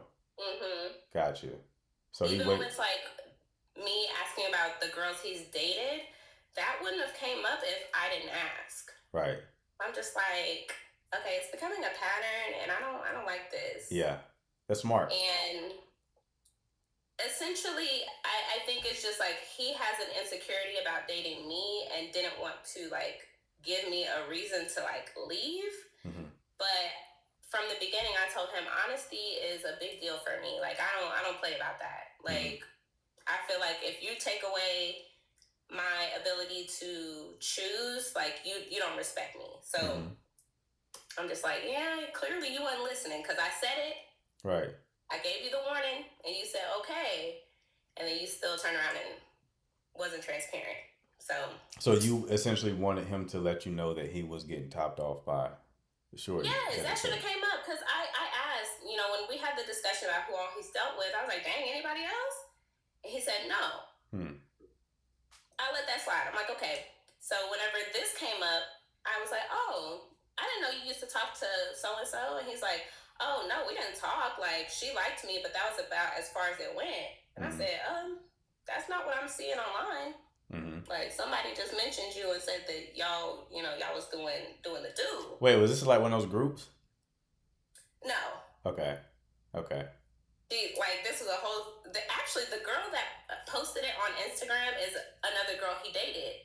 So I'm just like, this shit is messy. Yeah. And you embarrassing. You the church pass around, and I'm supposed to step out with you and start claiming you? Yeah. No. The church be getting it in, man. You need to go to one of them old churches. Get you one of them deacons. They damn near worse. Get you one of them old deacons. But he was just because he was with that girl for so long, the minute he kind of got some freedom, he didn't know what to do with himself. So he was just like, you know what, I'm a date. And so he came off of a long-term relationship? Mm-hmm. Okay. And so this, they dated back when he was in college on for 5 years. And then, they joined the church together, eventually split up. He, dated around, and then they got back together for a short period of time, and then broke it off permanently. Mm-hmm. I'm just like, so am I just another one on the hit list? You just wanted to, see what's up with me, and then you gonna go back to that eventually? And he's like, no, me and her are done. But I'm just like, I don't know. I can't trust you. You can't. Yeah. He's been single for how long? to say it's for like a year and a half. Oh, so he's been moving in the church. Been moving in the church. Jesus Christ. Does he occupy like some? So that period of time, I think he said that was over the course of like 2 or 3 years, and then him and the girl got back together, and then they've been broken up permanently for like a year and a half. Okay. It was like a sandwich thing. He dated her, dated other people, went back to dating her, and then ended it. Okay. Does he like occupy like some like position in the church, or is he like a musician or something like that? He was like, he worked with like the videography team, but he was just like, there were just a lot of issues coming up. I bet he did work with the videography team. There's probably some very questionable videos in that phone right now. I told him though, I said it's kind of trifling that the girl that was topping him up is on the praise team with his ex-girlfriend. I said, you couldn't pick any other bitch? Oh, his ex goes to the church too? Yes. We all in the church. Oh. How old is he? How old is he? Just messy. How old is he? He is 34. He gotta stop making rookie mistakes like that. Wow. In the church, man. That's bound to get the blow up in your face. You would think so. It's only a matter of time. I guess he didn't consider that. Okay. What's the name? What's the I name think of he the? just accounted for it with like, people are gonna be too ashamed to talk about it just like he is. But I'm like, What's the name of the church? Bobby was asking me. What's the name? You ain't gonna get me in no mess.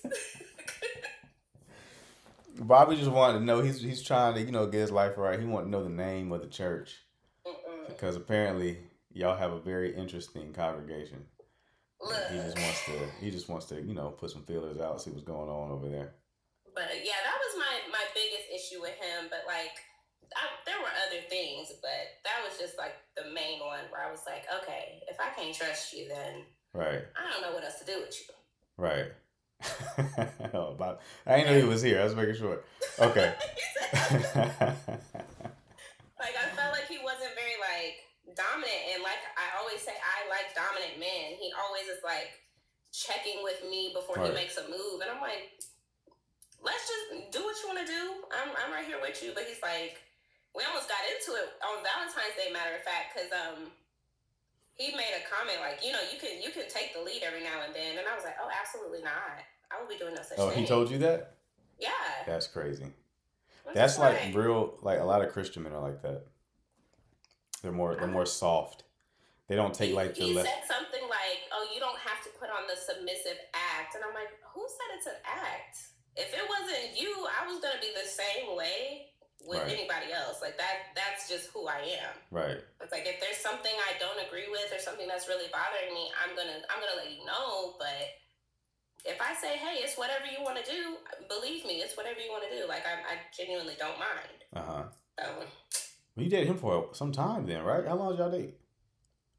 Since November. Okay.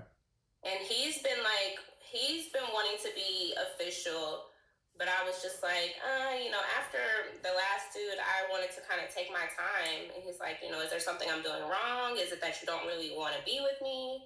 And I'm like, no, I just have a habit of, I'll get really excited about a guy and then like jump into a commitment, and then things start coming up that I'm like, oh, if I had waited, I would have found this out and been able to consider it. Right. And I'm like, you just proved exactly what I was talking about. Because if I had jumped into a relationship with him and then found this out, right, then I would be even more mad. Right. So yeah, it's unfortunate, man. It's it does sound like that he was trying to be with you for real though. Like you said earlier. I do believe that, but it's just like, okay, it's little lies now, but it's like there's no proof that it's not gonna be bigger lies later. Like everything else was really great. Like aside from the whole like him not being dominant thing, he's very like, I just want to make you happy. I want to do whatever for you. Like he's very dedicated, but I can't do the lying.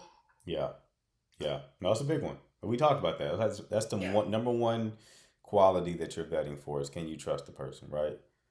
That's like the foundation that the relationship is built upon. you can't, if you don't trust the person, you don't feel safe with them. If you don't feel safe with them, you can't grow in intimacy with them. So trust is incredibly important. So yeah, I mean, I think you made the right decision. Like, you tried to go the Christian route. You know, you might. Yeah. It's still a viable path, but I find that the going the Christian route is very parabolic. So you'll see people cluster at the extremes. Mm-hmm. So you'll see like very hedonistic people, and then you'll see people who like Eva, you know, who's like very Leave Eva alone. lock and key, just locked down. Like, nobody's accessing this. But So it's one of them things. But I mean, you'll eventually find it. I feel like you're getting better at it though. it's a little frustrating for me though now because people are like, "Dang, why you been single you've been single 4 years? What's going on?" I'm like, I promise, like I'm part of the problem, but it's not fully me. Like, What's your longest relationship? 3 years. 3 years. And how old are you? I was. How old are you now? I'm 30 now. 30. Okay. Okay. Yeah. Yeah. It's not. I mean, 4 years ain't. It's not nothing crazy. It's not nothing crazy. It's like it's harder. Yeah. It's legitimately harder now. To where even if you do optimize everything, it can still be some time to get the proper fit. I even misspoke one time. I mean, a couple of months ago on the live, I was like, "Well, if you have this big of an audience, or you should be able to blah blah blah." I take that shit back. It's It don't hard. work that way. It's people are really traumatized and defensive and trying to have their cake and eat it too, trying to play the field endlessly, always looking for a better option, trying to connect with people based off of like ego, like who they'll look good with, right? Who they can take pictures with, that kind of shit. It's just so much going on. And I feel like, I'm solving this problem with y'all, right? So it's like, okay, it's I think building spaces like this live, but like ideally in person, Hmm. is probably going to be the best way. I made a video today telling guys like what I do in this live, like you can do it digitally, but then also like you can also do it in person. Like, be Yeah. some sort of social leader, be the reason why people come together, and that will improve your dating prospects, right? You'll attract more quality people because a lot of the quality people, or quality is the wrong word, people who are emotionally available,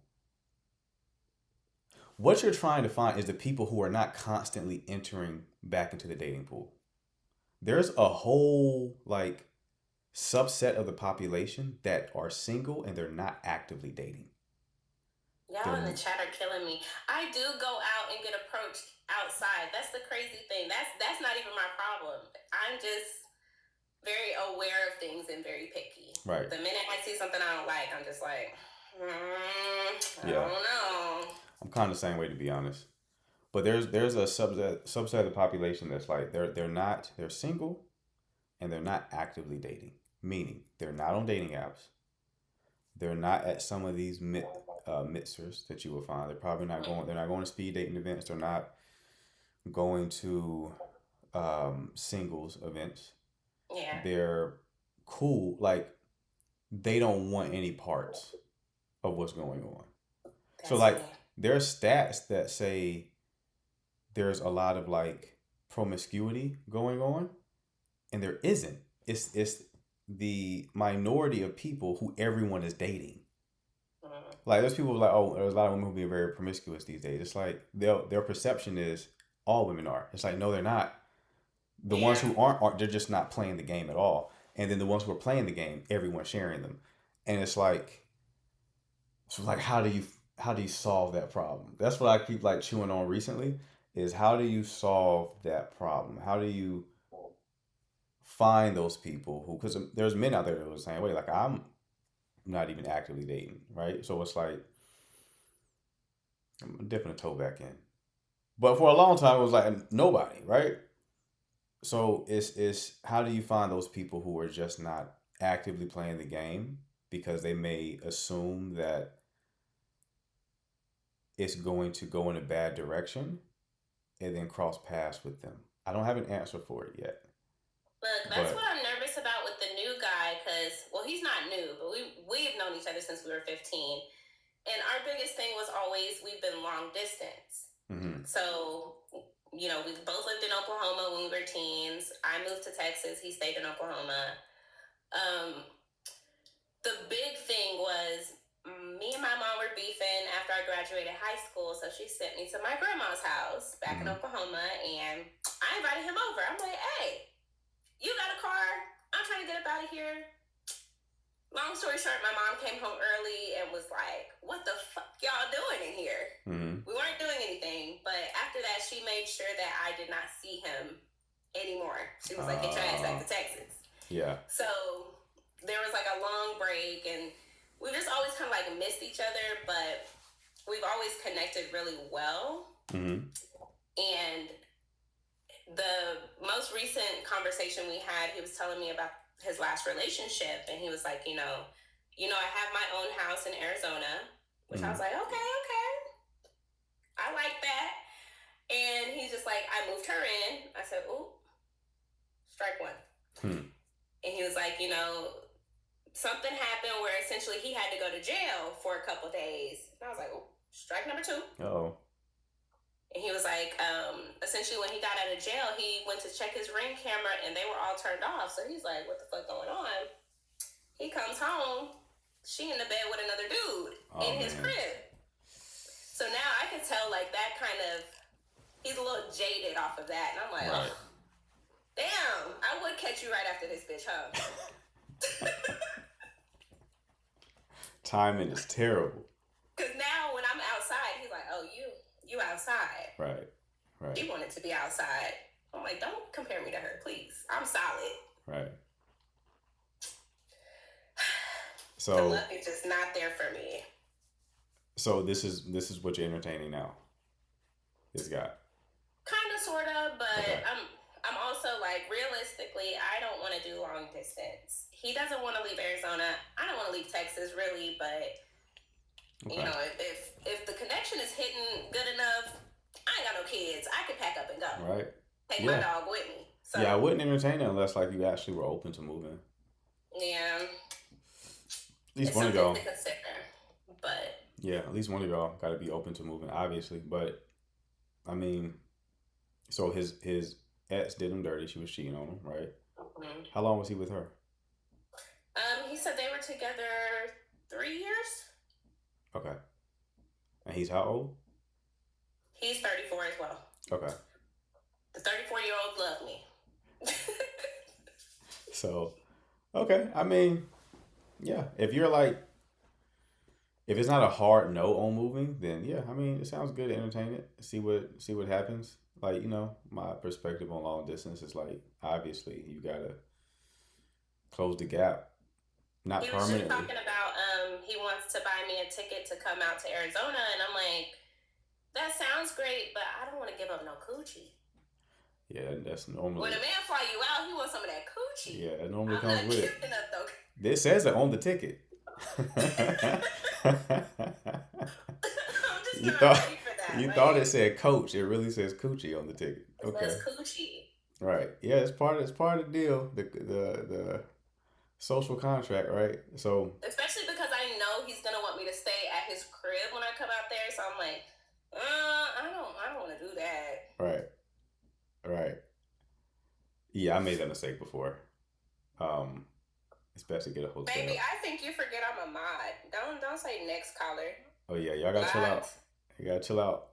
You and Eva did the same shit. She came up here. She didn't give nobody a chance. Blocked immediately. But yeah, I mean, I get what you're saying. Is he not open to coming to you? Well, he does come to me, and well, not for me. Let's say that he's open to coming to me, but he hasn't yet, just because I haven't really made that a thing. I'm just like, I don't know. I think I'm scared because he is a good option. So I'm just like, oh my gosh, like, what if it does work out? And I just wasted all this time when I could have just this whole time been over there. But Right.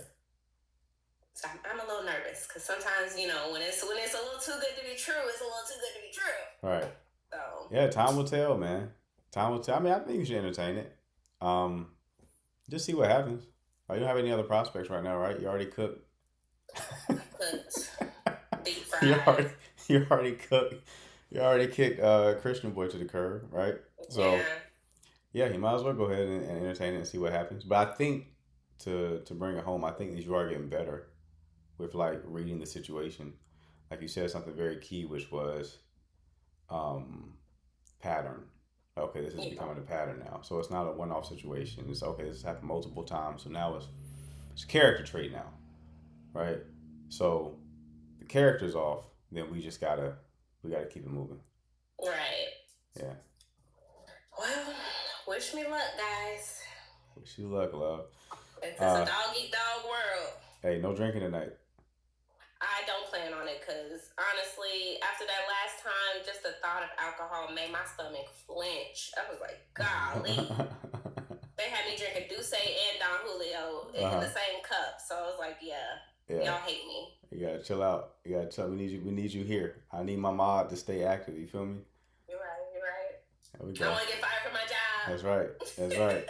Well, keep me posted, love, on how things unfold, all right? Most definitely. All right, Hannah. Okay, let me see if I can get up off of here. I got you. Okay. Bobby, you see I had to handle that low key. I saw your comment. I said, hold on. Let's go ahead and run that back. Jay, what's going on? What's good, man? What's good? Chilling, bro. What can I do for you? I think I'm cooked. Uh-oh. Talk to me. But honestly, yeah, I think we talked last time. I don't know if you remember, but you posed a very interesting question. Can the anxious mind handle uncertainty? The answer was yes and no. I think it depends, but at first it was no. Now it's kind of like yes. I think I made a mistake of spam texting and calling. Yeah.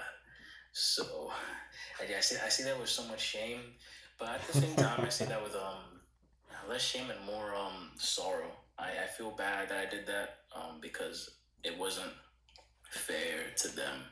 Right. I think you kind of forget when it takes two to tango, and it's like you can't really force someone to dance with you. No matter what. And it's like I wasn't putting what she wanted. I wasn't respecting her boundaries of what she wanted, and it was kind of unfair to her. And it's like, how can I claim that I like someone or love someone when I do that? So I guess I feel upset at myself that I kind of shot myself in the foot in the sense of that. But I mean, she just texted me saying like doing all this isn't really gonna make anything better, pretty much. It's just kind of like, hey, like I thought last time we talked that like, no, these are my boundaries, and like spam calling and texting isn't just gonna make anything better. I'm just like, that's fair. It wasn't like F off, like, or just like insta blocked, or like, I don't know, we still follow each other everywhere, like, no, she's cut me off, or like, no, that means anything. We still like share location. Again, I don't know if that means anything. I just kind of I just regret. I went through it, and I've been feeling sick because of I think I got alcohol poisoning a few days ago, so I haven't responded late to her text because I've been dying the whole time. But yeah, it's just definitely I just have to let it be. She hasn't opened the text undelivered, but she's probably seen it, and it's like I don't blame her for not responding. I wouldn't blame her if she wouldn't even talk to me ever again. It just like sucks. Yeah. It just sucks. Deep fried, brother. Deep fried, not regular fried either. Like the fair, you know how the fair food they fry it real good. Yeah, that's where you at right now, bro. You at the fair. So, what's your question here? I guess there's not saying what do I do, but how do you get over this or something like this? How do you get over it? I mean, with time, man. Time heals all. But you gotta like remove her from your life, right? Not permanently. But, you may have to mute her on social media. You don't have to block her unless you just don't trust yourself to not go to her page, right? But I would at least mute her. And you also have to build capacity. You can't work on your attachment style when you are single, but you can build capacity so that you're less triggered. So like if you're anxious, right, the way that you build capacity is that you make peace and actually start to enjoy your solitude, your own company. Because what's your biggest fear? Abandonment. You don't want to be alone, right? But if you can make being alone, if you can make darkness your ally, to pull from Bane, right? Then you're not so afraid of it. So when you get into a relationship, you have increased capacity, meaning when someone doesn't text you back quickly or they seem like they're pulling away, it's not as inherently threatening because the worst case scenario is not that bad anymore. Yeah, and there's no salvaging this, right? Or I guess there's just no point even trying to. You know? Yeah, there's no point, especially considering that you still, if you're at the place where like you are spam calling, spam texting, like this is an issue that will resurface if given the right circumstance. So if it's not dead now, you're going to kill it later. Oh. Right. So. Yeah, I get that. I guess at first it wasn't. It's just I don't know. I guess that uncertainty of how she feels about me, just uncertainty of how she feels about me, just kind of kills any sense of calm that I have. Even right now, I'm more so calm because I'm just kind of thinking like, yeah, it's cooked, so therefore it's like, you know, like there's just nothing there. Anxiousness as a guy, anxious attachment is one of the worst things you can have as a guy. If your lady is anxiously attached, it's like it's annoying, but it's like okay, right? Yeah. If the guy's anxiously attached, the reason why it cooks you is because, for women, their desire is linked to respect. And when you are moving in an anxious way, when you're spam calling, spam texting, you are losing respect. Yeah. And the act of losing respect, you're losing desire. If they're dealing with an avoidant, they don't lose respect for the avoidant. He doesn't do anything to make them lose respect. So it's still a bad situation, but desire is still intact because respect is still intact, right? So it's rough. If you're a guy and you're anxious, you gotta handle it. Yeah, I think it's funny because when I met my ex, she was saying I was one who was avoidant in the relationship, and I don't think I was, but I mean, it's all opinions, isn't it? But then, kind of like, I definitely wasn't worried about her leaving because I didn't think it was a possibility. Mostly because that was my first. Mostly because I don't think I was a bad boyfriend. I think I did everything to make sure like she was staying there to prove my loyalty, XYZ. Mm-hmm. But then I guess her leaving really made me learn how to be anxious. That never happened before, and I was just like, oh, well, someone can just leave. It's kind of like, wow, you can't do anything about it. That has made me on edge. Mm-hmm. And even this kind of gives me that like same feeling of like, damn, she was really messing with me, and then all of a sudden, you know, she didn't want something. She didn't want anything deeper because it's kind of like she's scared of that, and it's kind of like she pulled away. It's kind of like, oh, well, I still like you. What do I do with these feelings? It's kind of like, I don't know what to do. Then I go and like overdrive move, I react, and it's like even in those moments, like I haven't tell you what I'm thinking. It's kind of like, okay, she picks up, and what? It's like, and she like before she would like pick up, like not like that's some normal calling stuff, and it's like. It's not the same as it was before, you know. And like she's not desiring me as much as I was her, mm-hmm. And it's just kind of like it's hard to move on because we never got together. So I see that potential. It just sucks. You never got together in terms. You never got together in terms of like being in a relationship. We just dated for like 5 months. We never actually got like we were exclusive for a bit. And then she was like it's just getting scary for her and stuff. She didn't want to commit because she just doesn't feel like she can be in a relationship right now. And not that it died, but like I guess it was trending that way, and I was okay with it because I was like, okay, well, I think I'm better now. Blah blah blah. I can do better. I'm better than I was before. And when I was before, I was able to be in a year plus relationship, so maybe I could actually value someone now. Yeah. Maybe. Yeah. And I guess for her, this is not the case. She said they just couldn't put someone. Like, you can like account for some of these feelings every day, but I guess she was doing it at a point, which is kind of what confused me. We just kind of went from pretty much like if you talk to anybody, they would say like, yeah, like this, they're pretty much like boyfriend girlfriend. Like we're treating each other like girlfriend boyfriend. Gotcha. I mean, we weren't seeing each other because we lived like pretty far, so like we'd have to like commit on the weekends and stuff. So it was a lot of commitment, a lot of calls and stuff. So just from that to go to not strangers, because we know a lot about each other, but like pretty much like, yeah, this is like unspoken, like I'm not gonna call because I'm just too scared to press any buttons. Even though if I call now, it won't be on some spamming stuff, and I gotta give it time to marinate. And she's just probably like, I just need space from all this. So Yeah, I mean, it sounds like it was never going to work in the first place. You know, she's in a place where she was dating you for months, and then she was like, you know, I need space because it's getting scary. The only play to make there is to give them the space they're requesting. yeah, that's all I can do. Yep. Did I tell you that last time you called in? Yeah, you said, yeah, you kind of said that, like, see if I can handle it. I didn't. Yeah. I think I can handle it now, but it's at this point, it's just because I feel like I have to. But I mean, if it doesn't work out, it'll be upsetting. But I think I can do better now. Not just in general, like for my own anxiousness, not really for her. I gotta work on that. What do you mean you can do better now? What does that mean? Well, I know I actually see like how the consequences of my actions can actually affect me. Okay. Like, cause there was like assuming it was any other girl. Cause I know like I've heard some advice that like if you really, especially with women, if you really like press their buttons, they're gonna say something you don't want to like. It's not like she told me to fuck off. Like she didn't. You know, like people have heard worse. People have done the exact same thing I've done. Are you saying that you're still gonna try to make this connection work? Oh no, I'm literally leaving there. I'm not trying to do anything. Okay, gotcha. I just want to make sure. What if I was? You're like, no. Yeah, it was like, don't do that.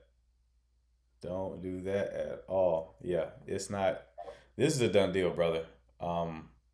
But it was a useful mirror for you to see exactly what needed to be rectified on your end. You might have some fearful avoidance in you as well. Like if your exes were saying that you were avoidant, and the woman who pulled away from you is telling you that you're anxious, you might got some fearful avoidant going on. Fearful avoidant. Yeah, both anxious and avoidant. What does that mean? Can you explain it? Yeah, you got both. So depending on who you're with will show which side manifests, right? So like if you're with a woman who's more avoidant, you'll probably act more anxious. If you're with someone who's anxious, you'll probably act more avoidant. It's predicated by you being internally conflicted, both wanting intimacy and fearing it simultaneously when you get it. So when you don't have it, you want it. When you get it, you create space from it.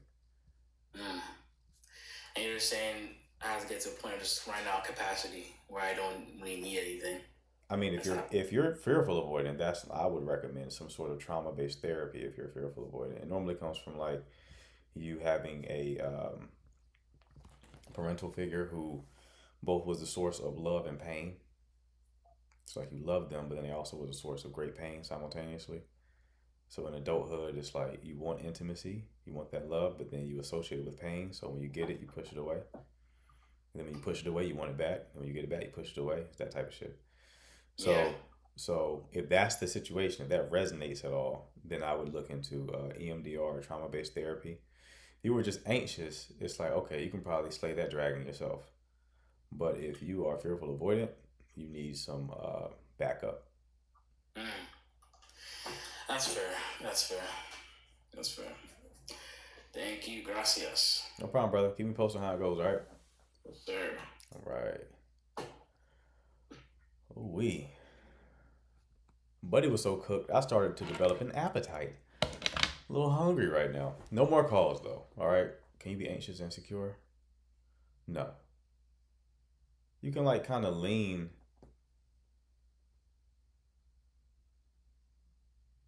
I don't know why I got restricted. You can kind of lean anxious. Maybe mostly secure, but you lean anxious. Oh, who's this?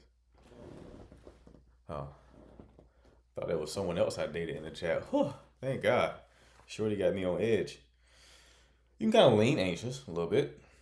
But, no, you're not both anxious and secure. That's a contradiction. Right. Can you talk about dismissive avoidant? Yeah, what about it? What about dismissive avoidant? Would you like to know?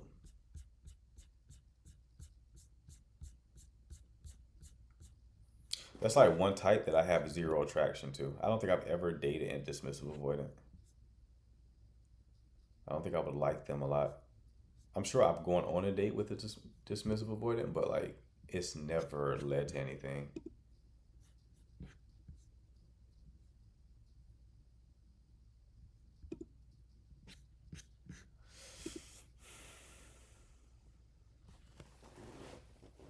It's giving the benefit of a doubt even an option anymore. What do you mean, bro?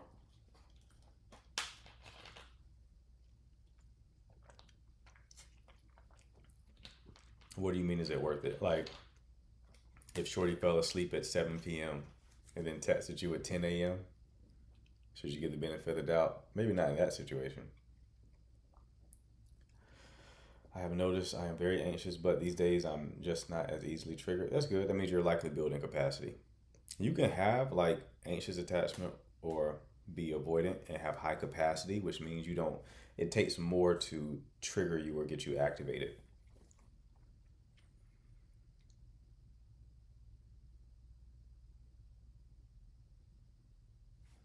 Listen, I finally called you out the car. Answer me. Answer you. We don't take no more calls, love. Y'all got to start making it on time, man. I see we got 9 people in the queue. My apologies to each and every one of you, but like the calls are from 9 p.m. to 11 p.m.